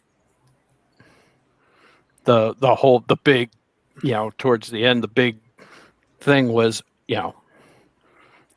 is he going to convince somebody that, of this story that normally, anybody even, today would be like, dude, you're nuts. Oh, hell yeah. Hell yeah. All right. I mean, today I'd believe someone. I wouldn't be surprised. Yeah, I would doubt it. My wife just had her COVID shot, and she's not acting normal. She's a pod person. Exactly. You could do so many versions of that movie now, and I hate to say it would be really believable, just because there's small little cues that we would pick up on. I definitely believe it's a classic in and of itself as a sci-fi fan, long-time sci-fi fan. So that's one I'm going to have to check out myself. So who gave me Planet of the Apes? I've been curious. Smitty. All right. Smitty, I love you because this is how you know your friend knows you extremely well. Well, you weren't. I gave it to whoever. Yeah, it was You happened to between get me it and on the you, and spin. I had the other But vote. it's so. one of my favorite, one of my all-time favorite sci-fi classics. Okay, so because last week you just apologized to the guys. I was my daughter and I wasn't feeling well. My daughter wasn't feeling well, so I just was not up to filming. So the show went on, and when JC messaged me later that night, I checked and he was like, "Watch Planet of the Apes." So I was like, "Oh, okay, I'll download it." So oh, she's running over here. So I watched it remembering that the original had Charlton Heston. And there are just some key moments in that movie that like I remembered from pop culture, like when he's like, "Get your dirty paws off me, you damn filthy apes." It's like that's like the most famous line I remember from that movie. And I I will say this, to take apart this movie, you can't do that in just this one in this. I had to break it down into little parts. The movie as a whole is not dated because the theme is actually extremely applicable to today. If you look at it in a way, the culture, the apes, being who they were and how they evolved, and what really happened on Earth, and Dr. Zaius, who is one of the apes, who's like the leader of the religion and also happens to be the chief science officer. It's like he's got a major conflict of interest, which is the separation of church and state. I mean, as a historian, it was like, thank you for giving me this movie, because the amount of just ramifications socially are just all there. How humans were treated badly because if you were educated, I told my wife, it's like slavery. They looked at humans like animals. So I mean, if you look at slave owners, they looked at like slaves as animals. If you educated a slave, oh crap, you got to kill him. And they did that they killed one of the guys that was with Charlton Heston. They lobotomized the Landon, and he's like, "Landon, talk to me." And then they turn the dude to the side of his head. He got a big old J and his head, and they like, whoop. He's like, "You took it away from him." I mean, the overacting by Charlton Heston was just so palpable. I mean, because he was like, whew, he took a dive. But it was overall, if you take all the acting and the dated pieces out of it, it's actually a solid movie. Like you kind of feel bad about like the whole twist at the end, which I don't want to kill it for anybody that wants to watch the original, because when you watch the original, it is phenomenal. That ending is just like, what? Huh? And it's like, so there are things you need to pay attention to. I will tell you, pay attention to what Charlton Heston says in the beginning of the movie, and how he has already sunk into madness, and how he thinks everything he's seeing is basically his mind being lost. I will leave it at that for y'all. Excellent choice for a movie. Thank you, Smitty. All right, Robert. See, yeah, I had Back to the Future. It's no secret that I love the movie.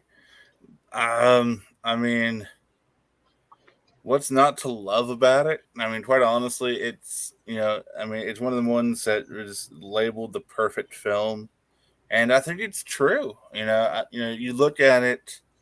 You had great story arc, you had great visuals, you had great soundtrack, great cast.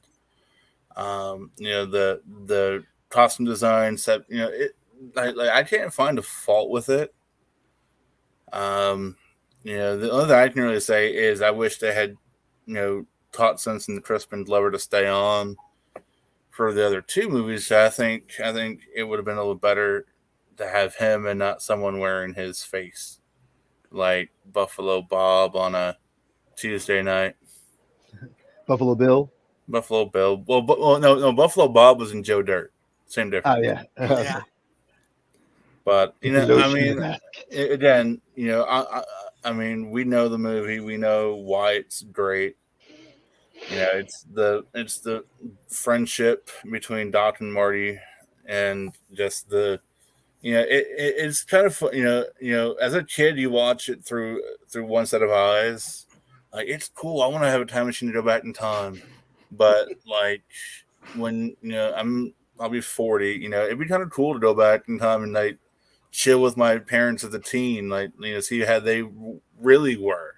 Because Paradox. Parents always tell you, when I was your age, I didn't smoke, I didn't drink, I didn't have premarital sex, I didn't do this, I didn't do that. Bull crap. I went back in time.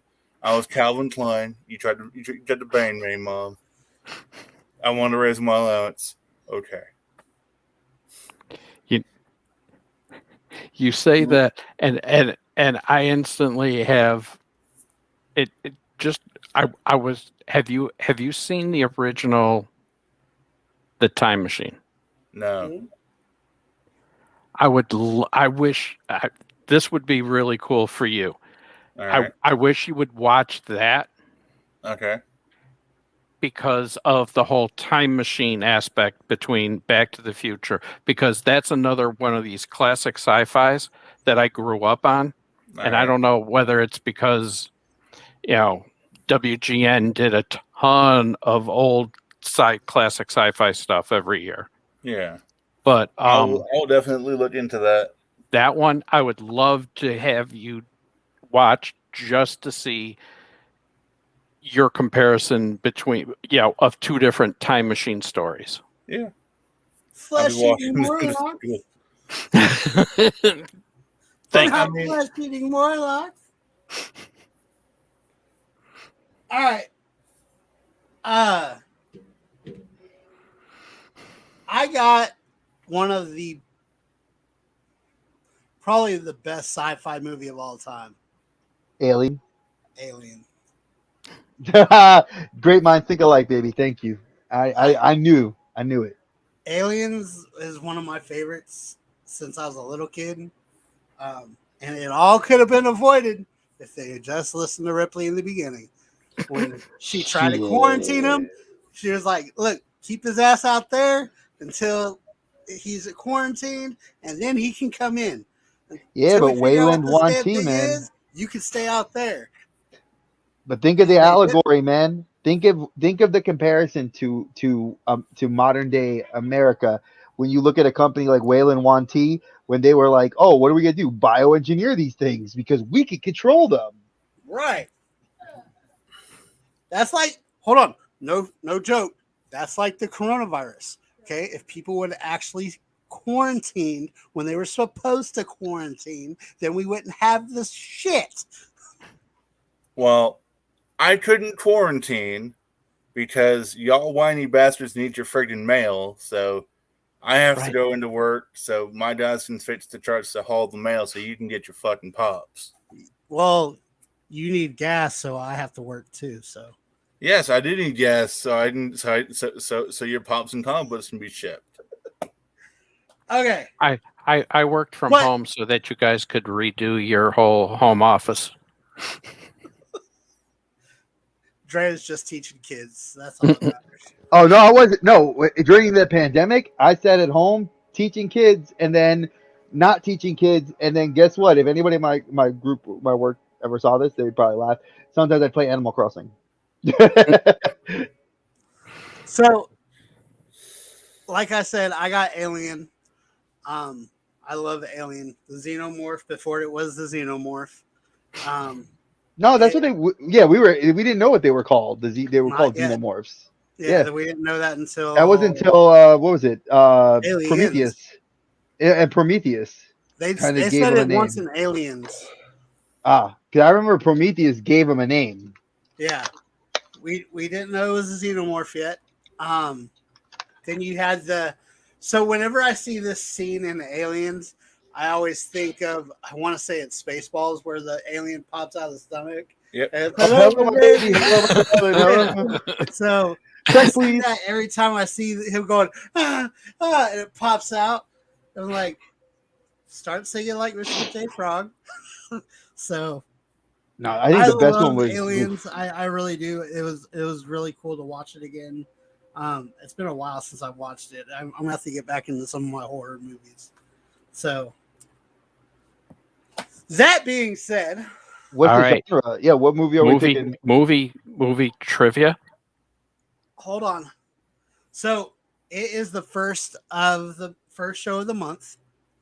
So I'm wanting to start a tradition to where we honor some birthdays of the month. Okay. So Dre, would you rather pick, or I'm going to say a list of names and you got to pick them, okay? Pick one of them? Okay. Pick one of them, okay? Okay. Pick Martin Mull, Oh, Casey God. Affleck, or Steve Guttenberg. Steve Guttenberg. Okay. Pick a movie for See that. that one coming. Oh, I can pick a movie? Pick a movie Steve Guttenberg? for that. Easy, Yeah. Police Academy. Okay. And he wasn't in the first. Wait, he wasn't in the first my Police Academy. It'd be Police Academy 2 because he was in the second one. So I have to watch Police Academy 2. Yes. Let me just double check so I can make sure because I remember Gutenberg being in those. Oh yeah, he was in all of them. No, he wasn't. He wasn't in 6, 5, and 6. All of those ones don't fucking count. Robert. Okay. Pick Martin Mull or Michelle Yeoh. Oh, Michelle Yeoh. Can you spell that? Yeoh. JC, Police Academy 1 because he was in it. Okay. 1984. All right, spell the last name again. Yeoh. Yeoh. Yeoh. God, she was in so much shit. Pick a movie out of that one. That's what I'm Googling. God, give me a minute. Okay. Well, I mean, I can't pick. I can't pick Shang-Chi. That ain't even out yet. I wish.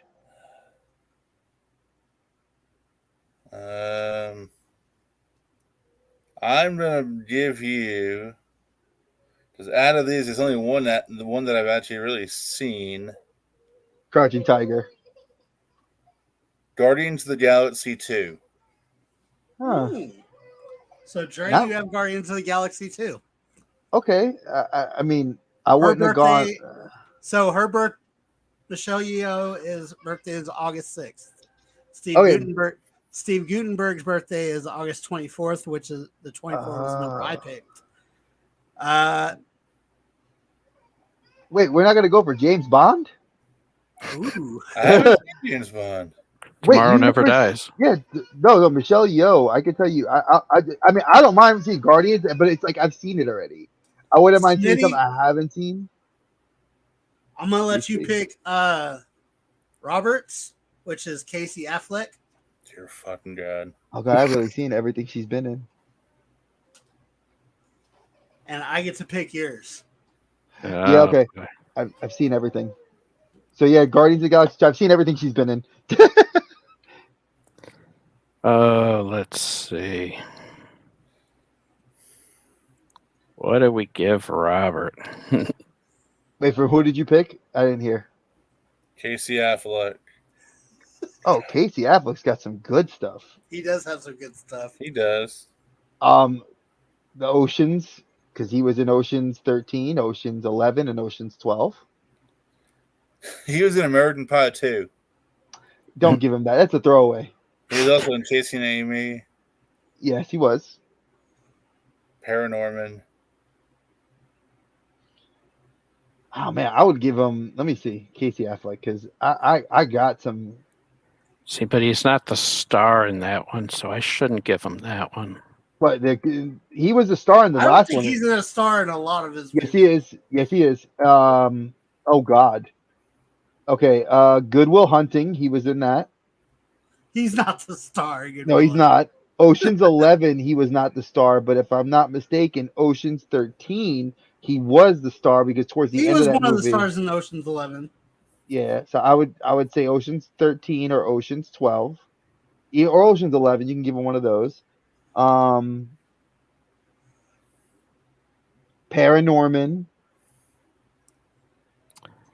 Soul Survivors. I've never seen some of these. I haven't heard of some of these movies. I'm going to give Robert The Assassination of Jesse James. You know what? Nice. I've actually seen that movie.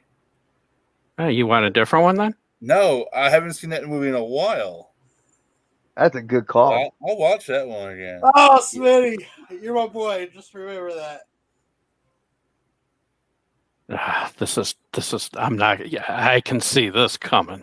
This is the train coming out of the tunnel at me right now. I can tell that smirk. Don't be nice. Remember, he is Princess not. Bride? Yeah, give him like an easy get. Wait, who did he get? Here we go. Well, he Martin Mull. Oh God. It could be anything. Wait, let me give me a second. Let me look here, just so I can try to help. Smitty, I'm going to give you a clue. Wait, he was in Clue. Oh shit! Yes, he was. Yeah, he was. He was Colonel Mustard. He was in Miss Doubtfire as well. He was also in Clark and Martin Mull. let's see here. Yeah, the bald guy from Sabrina. whatchamacallit, from Night Court. He was the principal from Sabrina too. Yes, he was. So Smitty, you have a if clue. it were me, I would have given you How the West Was Won, Mr. Mom, starring the Olsen twins. Just feel that he didn't get me. So Robert, what are you watching? I'm watching the assassination of Jesse James. You could have given him Jingle All the Way. All the way. Yeah, I just noticed that too. I think I might watch Assassination of Jesse James with you. No. I don't think I've seen that. I want to be versed of what you're going to talk about. Okay, so being that I know Michelle Yeoh's movies and I've seen Guardians of the Galaxy already, I'm going to get Tomorrow Never Dies. Can I watch that instead? Because it has been a Robert, minute. He's the one picking for you. No. Robert, really? You're going to make me... I've watched Guardians of the Galaxy. It's like she's not even in it. Guardians of the Galaxy too. Okay, but here's why. Let me explain something myself, though. Hear me out. You know that Michelle Yeoh's only in the movie at the end of the movie. That's the only time she's in the movie. That's fine. Fine. Tomorrow Never Dies. She's at least a main actor in the cast. We vote. No, he yeah, I just looked. Tomorrow Never Dies. I could actually get my hands on it. That's the other thing too. Like I have Guardians through Disney Plus. How about Memoirs of a Geisha? I've read the book. I've read that book, and I would love to see it again. So yes, watch the movie. I've watched the movie. So yes, I'll rewatch Memoirs of a Geisha. All right, that's a Dre movie anyway. Oh, shut up, man! Because I like Japan. I speak Japanese, man. JC been hating on a brother for like a New Japan Pro Wrestling. He wanted to talk because he watches it too. I watch it too. Exactly. Why are you hating on a brother for it? I'm not hating on you. All right, so I got Police Academy. Face all night. Forget you. I've got Police Academy. Robert's got Assassination of Jesse James. Smitty's got Clue. Now, what are we going to do about our matches for this week? Are you carrying over the homework from last? Well, I don't want to do that. You're carrying over the homework from last week. All right, so watch an intergender match. I mean, there's not Mixed a whole lot of them. Yes. No. All right, I will pick one for all of you to watch. I will pick one for all of you to watch. I already watched it. Go ahead. We can talk about it. Eddie Guerrero and China versus Val Venus, Trish Stratus, SummerSlam 2000. Okay. It's actually a really cool match with a really cool stipulation. I mean, because like when I want to watch a match, like I was watching like CM Punk matches recently, and I love the fact that when CM Punk was actually at the height of his WWE career, like he actually was putting on some classics. I mean, to ask me to watch an Eddie Guerrero match, I'm gonna laugh a lot at it, because especially if it's in his later career, especially with China, it's a joke match, which is not bad because sometimes those are worth watching. I was like, first of the month, let's go big. Like, why don't we pick like our first favorite wrestler and watch like a match related to them? Because I could put something with the British with Bret Hart, and I know there's several great matches that I could see from that. You know, I'll watch the intergender match because I missed it for last week. But I was thinking if we're gonna go big, go big. We'll do that. We'll do two of them. We'll do the intergender match with Eddie and China, and we'll do your favorite wrestler, your first favorite wrestler. Because a lot of us didn't. A lot of us have changed over the years. You know, you were definitely a Roman fan. I know Rob and I and Smitty have, and Smitty and wait, and listen. And the thing is, Smitty doesn't have the same fandom that we have because we grew up as kids in wrestling. He's an adult fan that grew into wrestling, so he would have a different fan favorite for different reasons. So that would actually be a fair conversation piece, like to see who we chose. Your first fandom that is not WWE. Oof. As a wrestling match? As a wrestling match. Okay. I'd have to check. All right. Yeah, I'm gonna have to think on that. I mean, I know he was in stuff before WWE, but I mean, that's when I knew him was from WWE. But yeah, I could find one. Who? Ricky the Dragon. Oh yeah, NWA. He did NWA, WCW. There's tons of stuff on YouTube that you can find. Oh yeah, no, I know I can find it. All right, once you find a match, hit the messages group, and I'll put it down. All right, so that for me will be a Bret the Hitman Hart match, either a tag match or a singles match, and I'll put that in the group. Okay. All right, guys. Thank you guys for coming on here and watching. Congratulations to Nadia for winning tonight. I'm gonna hashtag Taserface. There's 2 in the chat right now. Let's do a giveaway. So I want to win. I want to win. Well, there's 2 in the chat right now. So first person to write Banana Hammock will win something. He's doing a remix. What? Ew, I'm not going to write that. And if it's Robert, it don't count. Robert, get into your alternate account.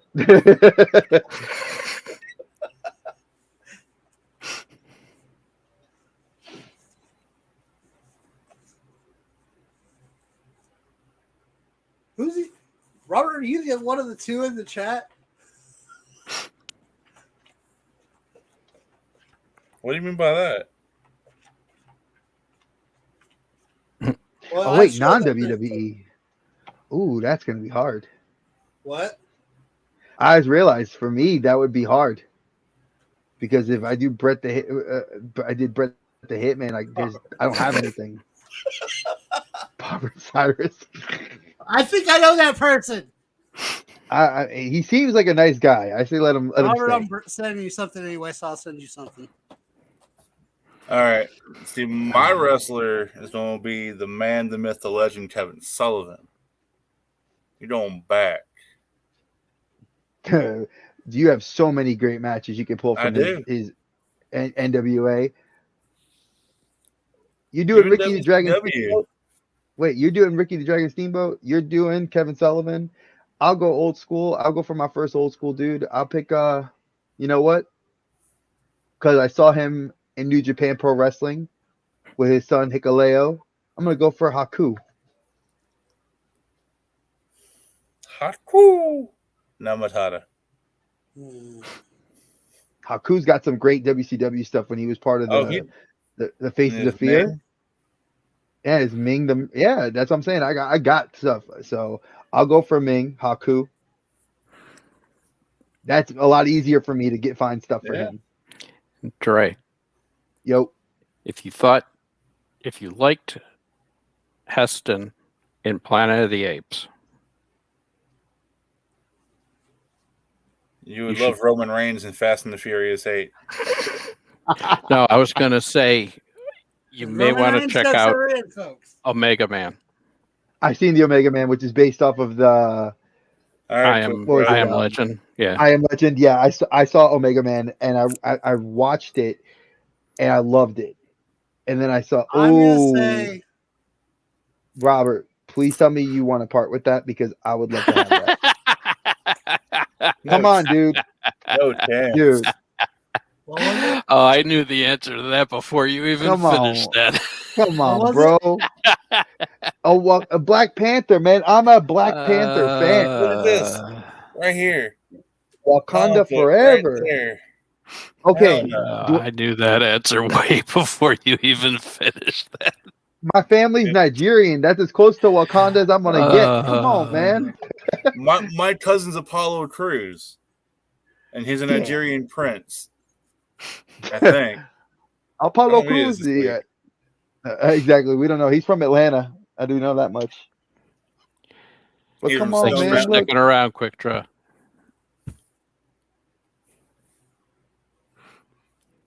I have the Spawn comic book. No. So do I. Poster right there. No. I ain't going nowhere. I have the Walmart exclusive Marvel Legend hanging on my wall. No.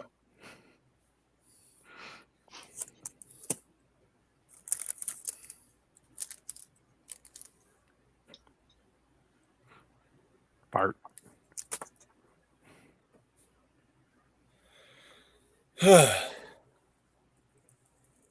JC's quiet over there. Is there a way I can do Roman Reigns as my favorite childhood wrestler? He was in FCW. That's not WWE, right? Oh, that's cool. Yeah. If you like this. Who? Oh, Juventud Guerrera. Juventud. Well, you can even go all the way up till not just tonight, but pretty much his entire career. Yeah. Yeah, that's dope. That's out of my price range. You got one? Mother. Original run. Yep. You suck. One of what? One of the 5? 7. Yeah. Well, one of the 5 that was available. There were 7 done. 2 of them got customized for the release. Signed. I can't play with Smitty no more. Yeah, he goes hard, bro. Like, I was on the same. Like, I seen him comment on it. And I was like, he's gonna get one. Watch. You're pumped for a $3 comic book. He's buying like $100. No, that wasn't. It wasn't that bad. That wasn't like $25. That was a little more than that, but it wasn't. Yeah, I mean, it wasn't bad for a first run. I don't care. I have a new mission. Now the AP, the actual AP one that I was bidding on, or if you look at Skadoot's, the customized one, huh? She made one. Skadoot's didn't make one. She won the Joker one. The AP, I don't even know. I don't know who won the AP one, but that one was getting pricey. Is that Alexandra you talking about? Alexander Perez? No. The AP is the artist proof. So in that stream, it was that yellow one that had the light blue dots, the circles. I was like, she's glittering those now? I might get one. No, but what's up? And then Andre 9000. How you doing, man? Cool name. That's my and boy. Then I also got one of the small ones. Yeah. You know what I got? I got a Funko Pop in a box that I'm never going to use. What is it? 21 Jump Street? Yeah. Doorstop. My name is Jeff. Which one is it? Hang on. JC. Fett's going to be making he's going to do some of the helmets for Friday's show. I seen that. The full helmets. Not the half helmet. Cool. I told you that you'd be able to get one. Well, I did. I got one of the half ones, and I got it as a magnet. So I'll put the half helmet, the just the front part. He seen our video, and he's like, "Yeah, I gotta make that shit for Smitty." Well, I was asking him. I asked him in the stream last week, and I reached out to him and talked to him during the week. All right, fellas. So, but they were pumping us too. They were pumping our stream on the last two streams too, because of the spotlight. Oh yeah, that's cool. Mm-hmm. So, Dre, you got something coming Wednesday? Which would it be next week Wednesday? I'll try to have 2 videos out. I'm gonna try to have a video out by the end of the week. It's gonna be the review of the Ric Flair Ultimate figure, and especially since he's been released from WWE, it's gonna be the last figure that he'll have from WWE if he goes to AEW. So I'd like to review that. And next week, I'd like to put out a review of something of hopefully something from JDF if I can get to do that. If not, I have a couple of back plan stuff that I'd like to do. I would like to do like a comic book kind of thing between me and Bob, because I know that he and I have very similar taste in comics. So it'd be kind of cool to see like we could pick a book and do something together. So I'll be messaging you in the group and we'll talk about that. Sounds good to me. So today's video was that's tomorrow, ain't it? Tomorrow's video is gonna be postponed. It'll be today, no, because today's Wednesday, so it'll be postponed till Saturday. Today's Tuesday. No, it's not. Today's It's Wednesday, buddy. It's Wednesday because we just missed Dynamite. Ah, damn it! I'm off again because my days are off. I know. That's what I said. Dude. That's why I said my video will be back I'll have it by Saturday. All right, and it'll give me a chance to work with Bob on something. So today's video was missed. I will try to get something up Friday. That's going to be me and Smitty's spotlight on. Who did we do the spotlight on this time? Nate Michaels, and that he's a great artist. You guys need to watch that video. He's pretty cool. He does a lot of really cool stuff. Then we got Sunday, Wonderful World of King Bob. Yeah. What we got this week, Bob? Well, now that I have the subject matter for what I wanted to do, we're going to talk some Robin Hood. Ooh. Nice. We're going to talk movie. We're going to talk about some other things I would love to see Funko do for that Robin Hood line. Oh God, there's so much they could do with that. Have you seen? There's a video I got to put you guys onto. There's a YouTuber in Japan that he's American originally, and he goes to Disney's stores in Tokyo, and he showed how Robin Hood merchandise is running rampant over there. And if you get an opportunity, I'll try to get you the link to it so you can see it. It's really cool. Well, so I guess I know where I'm moving to. So just so you know, Robin Hood was that store that made me want to do weird noises, or that story that made me want to do weird noises. Like, when they stuff Caw in the barrel. Yeah. Almost to the end, and he comes out. I mean, Sir Hiss. Yes, Sir Hiss. And he in Jungle Book he's Caw. Yes, but that's not Robin Hood. He's Sir Hiss. But he comes out and he starts spinning his tail, and he's doing that noise. I wanted to go, or you can't even hear it. Mopsy. I love that guy. I'll catch myself walking around work doing the intro that Bruce was doing. That's what I'll do all day long at work. That movie's solid. Shout out to my boy, Level 1 Ranger, one of my best friends, my brother Mario. That's his favorite Disney movie. I showed him these figures, and he was like, nah, he doesn't really collect toys. But, dude, I showed him those. Those are fire. This is coming home to daddy. Are you getting the whole wave? You getting the whole wave, right? Of just the Robin Hood ones? I have 2 Disney movies that I hold to a very high standard, like above all the rest. Because Robin Hood's one of them. You had the Prince John one. Oh, nice. Yeah, that one looks awesome. That comes out in June of 2022. What are those? They are 6-inch figures or 7-inch?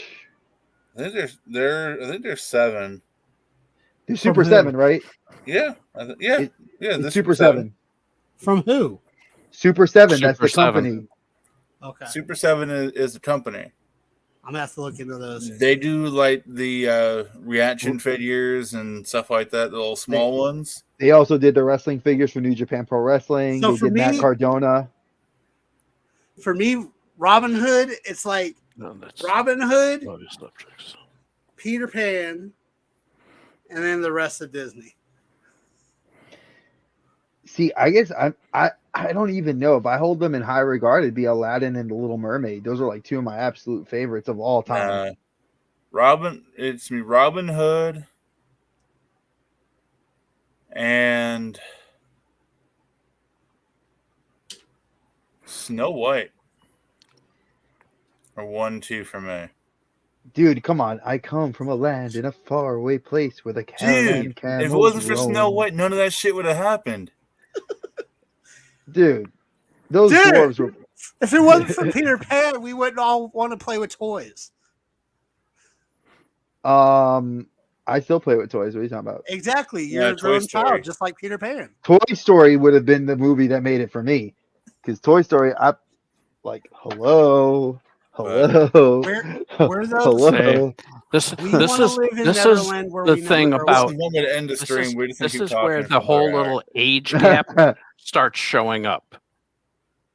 Thank you guys for watching. We will talk to you guys next week, where we are going to be going over some of the movies that we listed out tonight. I know that I gave Smitty Rock a clue. I have to review. What do I have? Police Academy. Police Academy. I have Police Academy. Smitty has Clue. Robert has Assassination of Jesse James. And Memoirs of a Trey Geisha. has Memoirs of a Geisha. We are also reviewing next week Eddie in China versus Val and Trish.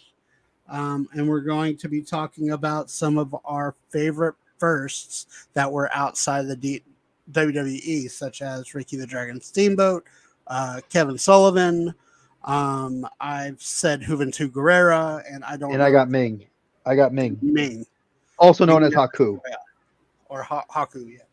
So be sure to tune in next week. We might also do another giveaway next week, just if we're feeling gracious. Thank you guys for watching. I will talk to you guys later. As always, peace out. Later, boys.